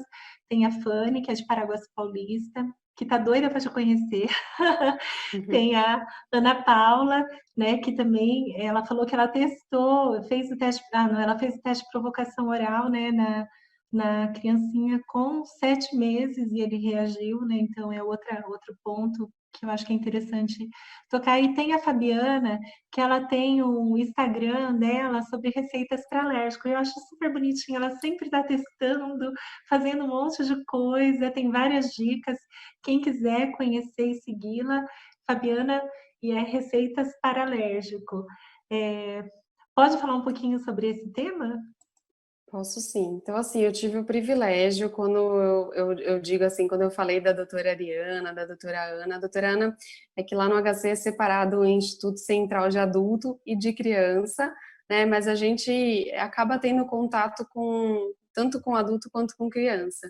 Então, eu tive o prazer de ser treinada, de ser orientada pela doutora Ariana durante os meus anos de residência. Hoje ela não é só uma mestre para mim, mas ela é uma amiga muito querida. Eu participo de todos os cursos de imersão que a Ariana faz, todos os anos eu estou lá na primeira fileira, porque eu acho que é muito importante, a medicina muda muito, né, ao longo do tempo, e quanto mais atualizado, quanto mais conhecimento a gente tiver, melhor vai ser essa orientação para o paciente. Então, esse processo de dessensibilização, eu pretendo fazer isso aqui. A gente precisa ter um local adequado, então não é uma coisa tão simples de ser feita, né? O paciente, a gente precisa entender que o paciente pode ter uma reação. Eu parto desse princípio, eu sei que pode acontecer eventualmente em algum momento uma reação alérgica, mas a diferença é que essa reação não vai ser no supermercado, essa reação não vai ser na escola, essa reação não vai ser na casa do amiguinho onde tem uma pessoa que não está preparada para tratar. Essa reação vai ser num local onde tem uma equipe treinada para identificar a reação com sinais até muito precoces, né, para não chegar nos quadros mais graves, e se for o caso, tratar também. Então, o processo de dessensibilização, ele precisa ter um local adequado, uma equipe adequada, não é uma coisa tão simples de ser feita. Então, eu tenho uma sala preparada para isso, só que ela não está toda equipada ainda. O meu consultório ficou pronto quando, né, a minha sala ali, quando a pandemia começou. Eu falei, gente, mas que azar, eu nem entrei, assim, nem senti o cheiro da minha sala tanto, eu nem estou indo muito, né, eu vou quando tem paciente, mas isso vai ser um projeto realmente para o futuro, e também uma parceria com o hospital, com a Santa Casa, que é onde eu tive uma abertura para usar o hospital dia, ou para usar algum centro de infusão, algum local onde eu possa fazer esse processo. Então, sim, é uma coisa que eu pretendo fazer. E o que é a dessensibilização? É a gente tentar fazer, é como se a gente estivesse tentando enganar o nosso organismo. Ela não existe só para alimento, ela existe para medicamento, que é uma coisa que eu faço muito também, que é uma coisa que eu gosto muito, e que é uma coisa que é muito importante também. Então, só para dar um exemplo para vocês, um paciente que está com câncer e ele precisa receber um determinado quimioterápico, né, um remédio ali para tratar o câncer dele. Se ele tiver uma reação alérgica e aquele for o único remédio que o médico vê como uma solução para melhorar o quadro dele, a gente consegue fazer o sistema imunológico, a gente consegue fazer o nosso corpo tolerar a medicação enquanto a gente estiver fazendo esse processo. Então, é como se a gente estivesse fazendo uma célula ali, um soldadinho do nosso sistema imunológico, entrar em contato com o alimento de forma bem diluída, bem amena, para fazer ele tolerar esse alimento. Então, ele vai tentando, assim, a gente estimula o suficiente para que ele não tenha uma reação, mas que ele entenda que aquele alimento ou que aquele medicamento é bom para o nosso corpo.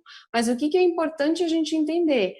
O paciente dessensibilizado, ele não está curado, ele não está tolerante necessariamente. Isso para medicamento é muito mais fácil da gente perceber.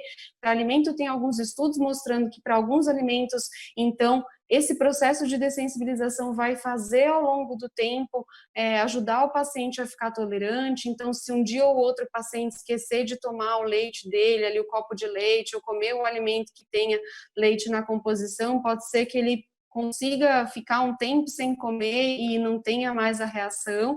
Então, para o alimento tem vários estudos que falam isso, mas a gente não pode garantir que o paciente perde esse processo se ele fica um tempo sem a ingestão. Mas para medicamento isso é muito claro. Então, assim, por exemplo, num processo do quimioterápico, se o paciente ele consegue tolerar ali na primeira exposição que a gente faz, então ele recebeu o remédio, ele recebeu a dose que ele precisava do remédio.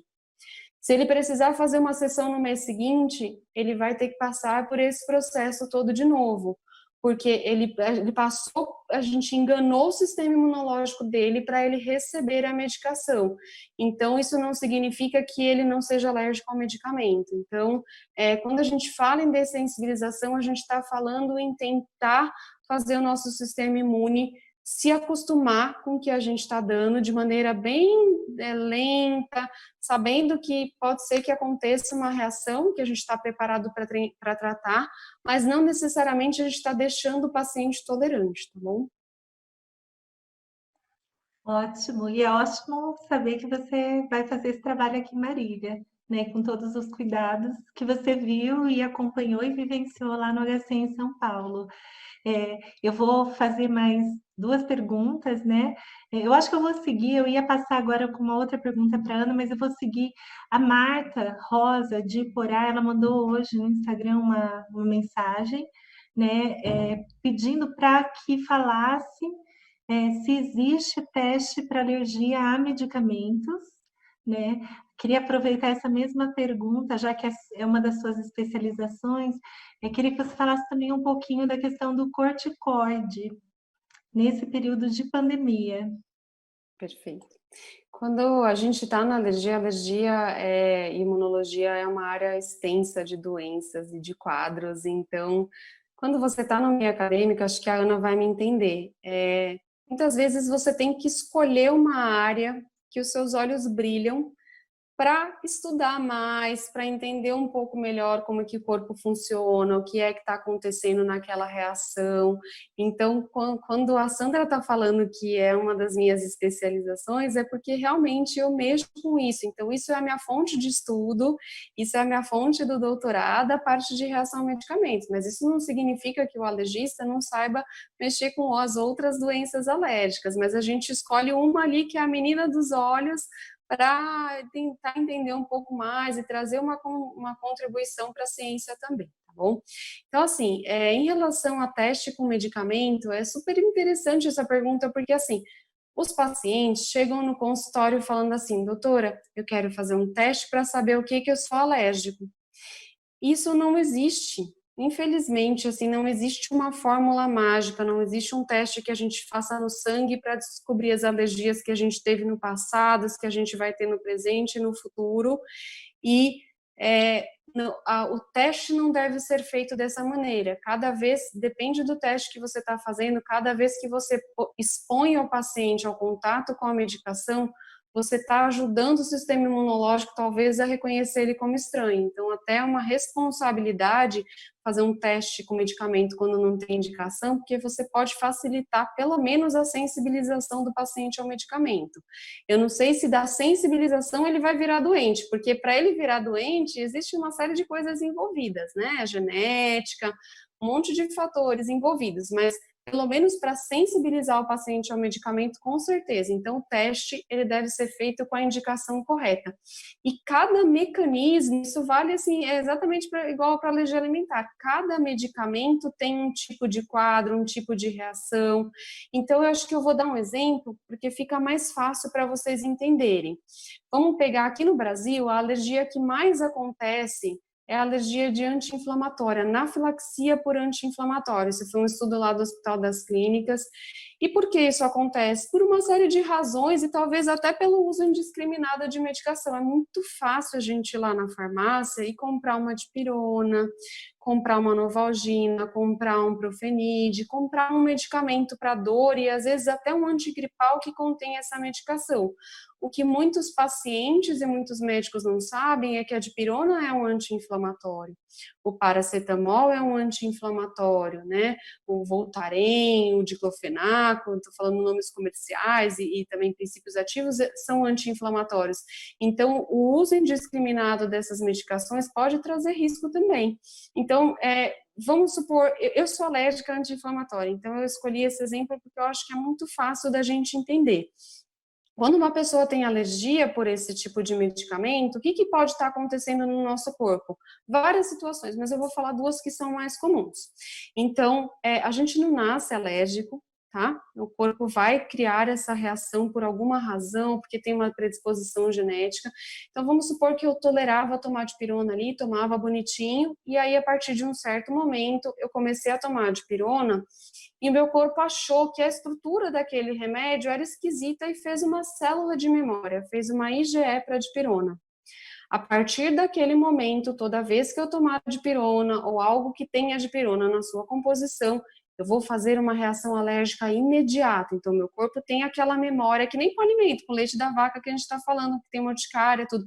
Então, assim, eu tomei a dipirona, é uma reação rápida, normalmente até 1 hora, o meu corpo vai sentir os sintomas disso. Então, ele vai entrar em contato com aquela memória, vai criar uma reação e vai quebrar a nossa célula de alergia e liberar uma série de mediadores inflamatórios que vão dar os sintomas. E aí, o grau de sintoma vai depender muito da dose que a gente tomou e, às vezes, até do tipo. Então, se você toma na veia, às vezes a reação pode ser mais grave do que tomar por boca, né? Mas isso não é o tipo de alergia mais comum que a gente vê. A alergia mais comum que a gente vê de anti-inflamatório é assim, aquele paciente que vai lá, ele toma dipirona, ele tem uma reação. Aí, 1 mês depois, ele vai lá e toma Profenid, porque ele achava que ele era alérgico à dipirona, mas Profenid não, e ele tem uma reação. Então eu não posso tomar dipirona e Profenid. Daí ele vai lá e ele toma o ibuprofeno, porque ele achava que ele não tinha reação, e aí ele tem uma reação. Então, o que está acontecendo com o nosso corpo? É como se a gente fosse um copinho de água, acho que é mais fácil de entender dessa maneira. A gente nasce e, por alguma razão, a gente tem um mecanismo de eliminar essa substância. Então, quando minha mãe eu tô com febre, minha mãe vai lá e me dá uma dipirona. Então, eu tomo essa dipirona e meu corpo acumula um pouquinho de água no copo. Só que o corpo tem mecanismos para eliminar essa água. A pessoa que vai ser alérgica ao anti-inflamatório, por alguma razão, esse tipo de alergia, né, por alguma razão, ela não tem esse mecanismo de eliminação da água. Então, enquanto o copo está enchendo ao longo da vida, eu tomo a dipirona e meu copo vai lá acumular água, ele não vai conseguir eliminar aquela água, mas ele não encheu ainda, ele não transbordou, então eu não estou tendo a reação alérgica.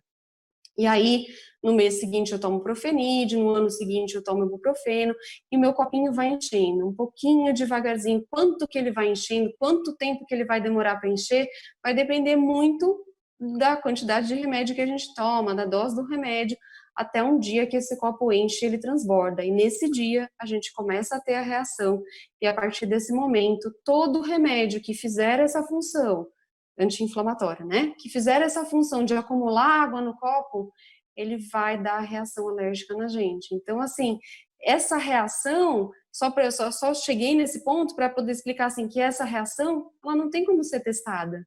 Essa reação é uma reação por acúmulo de substâncias no nosso corpo. Existem até testes que são acadêmicos, que não são feitos, é só para pesquisa mesmo, científica. Então, como que a gente vai identificar essa reação? Pela história clínica. O paciente vai contar para a gente, o quadro é muito típico, a gente vai conseguir identificar a reação. E se a gente tiver dúvida, a gente vai testar, a gente vai fazer o teste de provocação. Então, quando tiver uma etapa antes, que é o prick test, ou que é o teste de contato com as costas, dependendo do quadro, a gente pode fazer. Não são todos os medicamentos que podem ser feitos. Os medicamentos, normalmente, que são injetáveis, a gente pode testar na pele. Os que não são injetáveis, os que são tomados por boca, muitas vezes eles não podem ser testados na pele, tá? E mesmo que tenham os injetáveis que são testados na pele, muitas vezes não tem na literatura uma concentração segura. O que eu quero dizer com isso? Às vezes você injeta um medicamento na pele e causa um processo de irritação, porque você injetou uma dose muito grande, ou uma concentração muito grande. Então, isso tudo precisa ser padronizado pela literatura. Então, tem muitos medicamentos que têm essa padronização e outros não. E aqueles que a gente não vai conseguir fazer o teste na pele, a gente vai, em algumas situações, provocar. Depende muito do quadro de alergia a medicamento, tá? Isso é uma live à parte, porque tem muita coisa envolvida nisso, mas nem sempre vai ter um teste de alergia, mas sempre tem uma cara, tem um nome, tem uma doença que você está apresentando. Identificar essa cara, esse nome, essa doença é muito importante. Porque se eu acho que eu sou alérgica de pirona, mas eu não sou alérgica a profenide, então eu tive uma reação agora, enchei meu olho, tive falta de ar, eu não sei quem eu sou. Eu não sei se eu sou a pessoa do copinho ou se eu sou a pessoa que fiz a célula de memória. E aí eu vou passar por uma cirurgia amanhã. E aí o médico vai falar, bom, você tem alergia a algum remédio? Eu tenho alergia de pirona. Ele não vai me dar de pirona, mas ele vai me dar o profenide. E eu posso fazer uma reação alérgica ou até anafilática durante o procedimento cirúrgico, tá? Então, identificar quem é essa pessoa é fundamental. Muito legal. Até agora ninguém tinha falado de alergia a medicamentos, tá? Então foi muito bacana, né? A doutora Ana tem acompanhado Não a sei gente. se deu para entender, eu tentei Eu, explicar de uma maneira simples, mas assim, são quadros variados, é uma gama de manifestações muito bacana, que eu acho que cabe uma live a isso também, que é bem legal. a gente pode até fazer. A Marta Rosa, ela tem, nossa, acho que ela ficou bem feliz. Ela escreveu, nossa, bem complicado, né? Mas muito obrigada. Eu queria, na verdade, eu falei, né, de uma pergunta, mas são duas, se vocês não se importarem, se as pessoas que estão assistindo também, né? Tem uma mãe que escreveu, e aí eu acho que é legal até para a gente, talvez, dar. É uma mistura, né, de esperança. Eu sei que não dá para garantir a questão da individualidade. Crianças vão melhorar, crianças não vão melhorar, né? A gente sabe disso. Mas a Núbia, ela escreveu no Instagram e eu tinha printado até, eu tinha esquecido. Ela colocou: eu achei que com o passar dos anos a minha filha ficasse boa. Essa é uma dor de muitos pais, quando a criança faz 4, 5, 6, 7 anos e não melhora. Ana, você tem pego alguns casos de crianças que passam dessa idade e viram crianças um pouco maior, pré-adolescentes, que não melhoraram?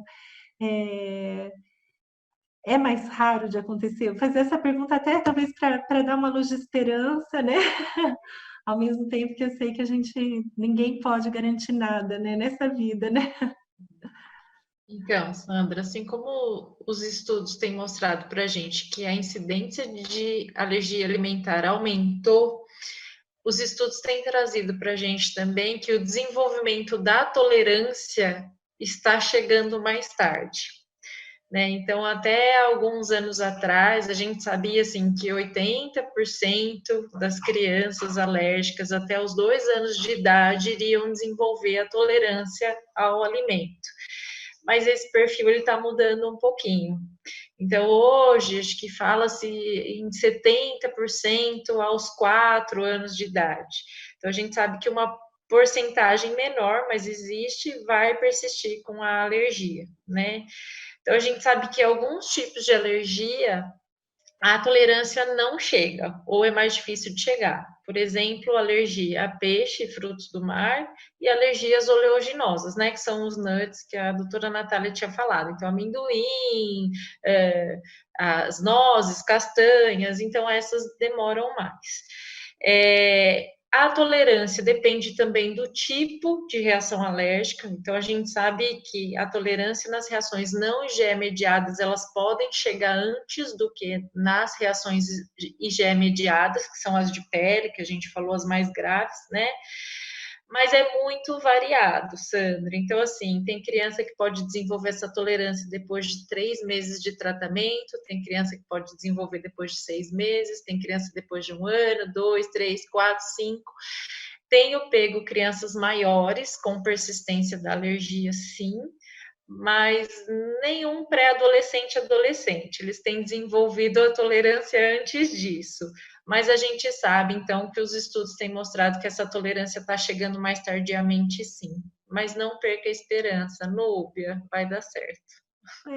Eu volto para aquela minha fala, né? Nesse tempo todo trabalhando, vendo, assim, eu presenciei mães que entraram em depressão, literalmente entraram em depressão, presenciei casamentos que foram desfeitos porque o marido não aguentou, né? A gente já presenciei crianças de 2 anos entrando em estado depressivo porque e até a mãe descobrir que era porque não conseguia comer o bolinho, todo mundo comendo o bolinho com a embalagem do personagem, a criança não podia, ela não queria mais ir para a escola, não queria sair de casa. Por quê? Porque o alimento também exclui, ou inclui, né? E, e aí eu sempre falo assim, volto a falar para as mães, mães, eu acho que Deus deu uma capacidade, né, naqueles 9 meses que a gente carrega o nosso filho, alguns um pouco menos, de aprender o que é um amor de doação tremendo, né? Eu volto a falar de uma doença em que eu acompanho muitas crianças, então eu posso falar disso, né? Não sei lidar muito bem com perdas, né? Mas eu acompanho muitas crianças que tiveram câncer, né? E eu vi as mães erguendo a cabeça e lutando bravamente, né? Então eu sempre falo para as mães, não percam a esperança, né? Deus deu essa capacidade, essa força para todas nós, né? Que é inexplicável. E se seu filho não melhorar, que vai ser um caso raro, você vai conseguir, né? E vai conseguir com muita gratidão. Acho que essa gratidão a gente tem que sempre ter no nosso coração, gratidão pela vida, porque tem a vida, tem o filho do lado, né? Gratidão por ter o conhecimento e poder cuidar do filho, né? Se essas pessoas estão assistindo a live, elas estão buscando conhecimento, né? Isso é um diferencial muito grande, né? E é demonstração também do amor que você tem pelo seu filho. Você está aqui, né? Há quase 2 horas com a gente conversando, ouvindo, né? Buscando conhecimento. Por quê? Não é porque você quer ser uma especialista, é que você quer oferecer o melhor para o seu filho, né? Então vocês estão de parabéns, né? E aí eu queria voltar para uma pergunta muito bacana que a Giovana fez, né? Que tem muito a ver. Acho que tudo que a gente conversou até agora, mas o que tudo isso tem a ver com o coronavírus? Tudo isso tem a ver com prevenção. Conhecimento traz prevenção, e a prevenção possibilita que você não corra riscos desnecessários, principalmente nesse período, né? E a Giovana, ela perguntou, como saber quando é necessário levar a criança ao hospital por conta de uma alergia, agora em tempo de coronavírus, né? Então, eu gostaria de fechar com essa pergunta, porque ela é bem interessante, bem importante, né? Eu gostaria que vocês duas falassem. Natália, você pode começar? Posso sim. Perfeito, Giovana. Isso é muito importante mesmo para a gente poder orientar, né? Então, assim, normalmente, quando a criança já tem esse diagnóstico de alergia alimentar, existe um plano de ação que o médico dá para a família, que dá para o paciente, que deixa os cuidadores da criança orientados. Então, assim, a criança que tem esse plano de ação, a mãe, ela sabe um pouco mais o que fazer, né? Numa reação IgE mediada, qual é a situação que a gente deve levar essa criança ao hospital? Quando ela estiver tendo uma reação grave anafilática, né? Quando for um quadro que assim, eu encostei no leite e tô só com uma bolinha aqui hemoticária, ou tô com uma plaquinha aqui ao redor da boca, ou tá um pouquinho vermelhinho, isso é um quadro que, se não evoluiu, foi só isso, ele vai ficar restrito à pele. Então, ali a mãe tem o plano de ação dela, ela vai saber o que fazer, dar o antialérgico, o antistamínico. Mas quando a criança, e aí a mãe já sabe, né, vindo dos históricos anteriores, tem reações graves, ela entra em contato com a proteína ali que ela é alérgica por alguma razão, por algum escape, por algum acidente, e ela tem uma reação que envolve mais de um sistema, ela tem que ir ao pronto-socorro. Tá? Às vezes a criança e a mãe, depende do alimento, elas já têm que ter em casa, elas já deveriam ter em casa uma caneta injetora de adrenalina, né? Que é uma caneta que o próprio familiar consegue injetar na criança, porque isso dá tempo para a criança chegar ao hospital. Então a adrenalina vai entrar no nosso corpo e ela vai fazer uma ação que vai tirar a gente daquela situação grave, até a mãe conseguir levar a criança ao hospital. Nas reações mais leves, mesmo que você não tenha esse plano de ação, que você esteja com dúvida, é muito mais fácil você entrar em contato com o médico que acompanha você e também, se for o caso, ir ao consultório, tá? Então, não é que as pessoas não podem as pessoas não deveriam, nesse momento, ir ao hospital por bobagem, né? Tá com febre, um dia vai levar a criança para ver por que é essa febre.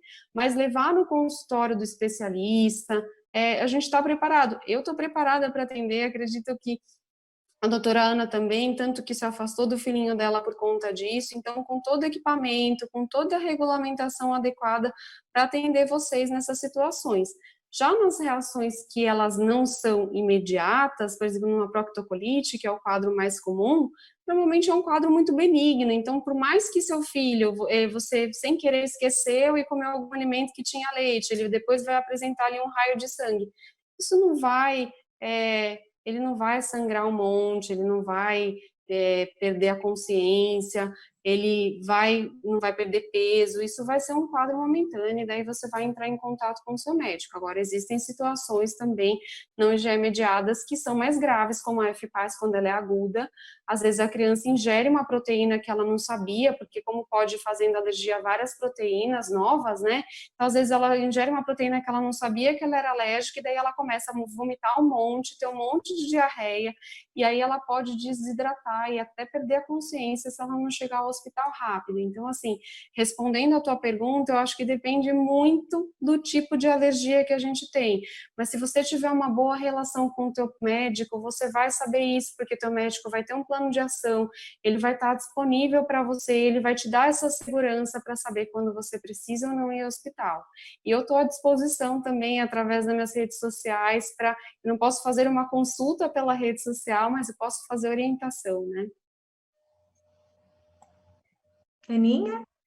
Eu acho que a resposta da Natália foi bastante completa, Sandra. Acho que a única coisa que eu posso acrescentar a Natália falou, né, da exposição acidental, então ingeriu a proteína, não sabia que tinha, mas talvez para a gente avaliar nesse momento de pandemia do coronavírus, se é o momento dos pacientes fazerem o teste de provocação. Então, a gente sabe que tem algumas mães que estavam aguardando muito esse momento chegar, chegou a hora de fazer a provocação, mas chegou junto com a pandemia do coronavírus. Então, eu acho que também depende do tipo de reação alérgica. Se é uma reação grave que a criança tem quando ingere a proteína, eu acho que essa provocação, né, esse teste para ver se a criança está curada, ele pode ser postergado um pouquinho até tudo isso passar, né? Agora, se for uma reação leve, né, do trato gastrointestinal, uma colite, que a gente sabe que a criança tem um pequeno sangramento, então acho que sim, podemos tentar fazer a provocação, se for o momento, né, agora, mas tudo com orientação médica. É isso mesmo, a doutora Ariana, na verdade, todos os médicos que passaram falaram isso, né? Evitem o que é desnecessário, né, para o momento, porque o risco no hospital é muito grande, né? Apesar da gente estar um pouco mais tranquilo aqui em Marília, a gente tem gente de outros estados, tem gente de Fortaleza, por exemplo, assistindo a gente, e a situação está bem grave, né? Então é preciso tomar muito cuidado. A doutora Natália, ela caiu, mas eu acho que ela já volta. E assim, também estamos encerrando, né? Eu quero agradecer aos alunos, né, da FAMEMA. Eu peço a Deus que vocês se tornem médicos excelentes, que farão diferença por onde vocês forem. Tem muitos amigos que se formaram aí hoje, são grandes profissionais. Vocês estão numa faculdade maravilhosa, né? Sejam gratos, a gente falou de gratidão, né? Sejam muito gratos, apesar de todas as limitações, talvez de faltas que sintam, né? Até de investimentos de governo, sejam gratos porque é uma faculdade excelente que por gerações tem formado médicos excelentes, né? Então, até eu entrei aqui, a Beatriz tinha mandado algumas perguntas e por acaso acho que a maioria já foi respondida, né? E que bom a participação dela, né? Ela mandou aqui no particular. Ela também pediu para eu citar a SOCIPED, Sociedade Científica de Pediatria, a siga a Sociedade Científica de Gastroenterologia e Hepatologia, que é a que você cuida, né, Ana? Eu acho que eu não estou enganada. Já participei de alguns eventos com você, né, desse grupo. Então, parabéns, tá, Beatriz e os seus amigos de turma, né? Continuem buscando conhecimento e lembrem sempre de olhar também para o paciente, porque ele traz também conhecimentos que talvez a medicina em si não traga, né? E aí você juntando os dois, você tem algo maravilhoso. Eu quero agradecer, né, a doutora Ana e Aninha, eu vi o Vini participando, te assistindo, eu tenho certeza que o olho dele, né, o Vini, o marido dela, tá brilhando assim, né, uau, minha esposa, né, ele deve ser muito fã, que nem a gente é, né, Vini, um abraço, parabéns por estar sendo pai, mãe, tudo, né, e eu sei que você sabe da saudade e da dor que a Ana também sente, né, e o Tiago, o doutor Tiago, que é um outro amigo, grande amigo meu, ele foi aquele, eu citei ele no começo, acho que ele não estava, né, ainda na live. O doutor Tiago, ele que foi o pai, o médico que chegou como pai e pedia, por favor, Sandra, eu sou só pai agora, né? Porque fui explicar a diferença de intolerância e alergia, ele ficou ouvindo como quem não soubesse nada. Depois eu descobri que ele é médico, né? Mas, Thiago, um grande abraço para você, para a Carol. Obrigada pela amizade que vai de muito, muito, muito tempo, né? E aí eu quero agradecer a todos que assistiram, né? Foram quase 2 horas de informações. Né? Depois, no meio do caminho, a gente vai tentar, viu, Ana? A gente vai tentar fazer uns recortes de algumas informações para soltar como se fossem pílulas. Eu vou chamar de monodose, porque na alimentação, quando a gente faz um pacote grande de biscoito e a gente divide em pacotinhos para a criança levar para o lanche, esse pacotinho é chamado de monodose. Então, a gente vai criar algumas monodoses de conhecimento para serem compartilhados, né? A doutora Natália está voltando. Não se preocupa, faz Ai, parte. desculpa, gente. Internet, mudei de lugar, fiz tudo. Ó, não foi fácil hoje, eu peço desculpa. Ninguém percebeu. Nada. Ai, muito obrigada. Eu estava agradecendo, né? Tem outro colega de trabalho que você vai conhecer em breve, o Dr. Tiago, ele é médico da família. Ele foi meu cliente durante muito tempo, né? Aprendi muito com ele, conheci a doutora Ariana por causa dele, né? Numa situação bem engraçada, que a gente estava no evento, eu estava expondo, e aí ele me puxou, ele assistiu a palestra dela e me puxou e falou, doutora Ariana, você disse, né? Isso assim, mais de 10 anos atrás, tá? Você disse que o único tratamento para alergia alimentar é a exclusão do alérgeno. E ela olhou e falou, toda assustada, né? E eu do lado, ai meu Deus, que vergonha. Daqui a pouco ele olhou e falou, pois eu vou dizer que você está enganada. Aí eu e ela, olhando com uma cara de assustada, ele falou, eu vou garantir para você que é exclusão do alimento mais SOS alergia, porque meu filho nunca ficou sem ter o que comer, né? Então aquilo me marcou muito e foi a partir daí que eu acabei conhecendo a doutora Ariana e são anos juntas, né? Nessa caminhada pela mesma causa, trabalhando com coisas diferentes, né? Espero que a gente sempre consiga complementar o trabalho de vocês. Muito obrigada mais uma vez, viu? Obrigada a vocês, gente. A gente não está mais online, né? Ainda está online. Ainda está online? Bom. Então, assim, eu já ia pedir uma desculpa para elas. Não, mas então estão online. Na verdade, assim, a doutora Ariana realmente é uma mestre. E se eu pudesse fechar com uma mensagem, pelo menos em relação à alergia alimentar, uma vez que essa é uma semana de conscientização, a doutora Ariana falou uma frase no curso que foi muito impactante para a gente. O paciente com alergia alimentar, ele está numa maratona. E quem vai ser o astro dessa maratona é o paciente, não é a família, não é o médico. E essa maratona ela pode ser longa ou curta, vai depender muito da caminhada que esse paciente demorar para chegar, em que estágio da doença que ele vai estar, qual vai ser o tipo de doença que ele vai apresentar, se é IgE mediada, se não é, se é uma doença mista. E a família e o médico vão estar lá para ajudar. A família vai ajudar do jeito que pode, do jeito que dá. E muitas vezes vai acabar atrapalhando, vai acabar tentar ajudar sem saber o que está fazendo. E o médico está lá para orientar, a gente vai ser o treinador desse paciente, mas o nosso objetivo, tanto a família quanto o médico, que a gente quer que o paciente cruze a linha de chegada, não importa como ele vai cruzar, de que maneira que ele vai fazer, mas que a gente quer que ele cruze essa linha de chegada, que é talvez essa tão esperada cura, tolerância, ou que o paciente sare, mas se ele não sarar, o médico vai estar lá para treinar, vai estar lá para orientar e a família vai estar lá para dar o suporte. Mas a gente não pode esquecer que o protagonista é sempre o paciente. Aninha, quer falar também? Deixar um recado final? Quero, Sandra, quero agradecer mais uma vez o convite, a lembrança. Quero agradecer o seu acolhimento com os meus alunos, as palavras de carinho e estímulo, viu? Você é sensacional, você é um ser humano ímpar, Sandra, eu sou sua fã, você sabe disso, né? Queria agradecer a SOS Alergia, assim, por sempre estar apoiando a gente, né? Nos eventos da faculdade para divulgar informação, isso é super importante. Dizer que eu adorei essa nossa experiência, essa troca de informação, agradecer todo mundo que assistiu, né, o carinho, os alunos, os pacientes, né, os clientes da SOS Alergia e me colocar à disposição para responder todas as perguntas, Sandra, que eu estou vendo que tem muita coisa aqui, o pessoal mandou bastante dúvida e eu me coloco à disposição. Não prometo responder ainda hoje, mas eu respondo sim, tá bom? Todas elas. Obrigada, Ai, gente. e a Sem dúvida, vergonha não sei para onde você vê as pedir, né? perguntas, mas eu também estou à disposição se vocês precisarem. Realmente foi um prazer conhecer vocês duas, foi de uma maneira bem inusitada, mas foi muito interessante, foi ótimo. Eu acho que vocês vão ser grandes parceiras minhas aqui em Marília, eu espero assim.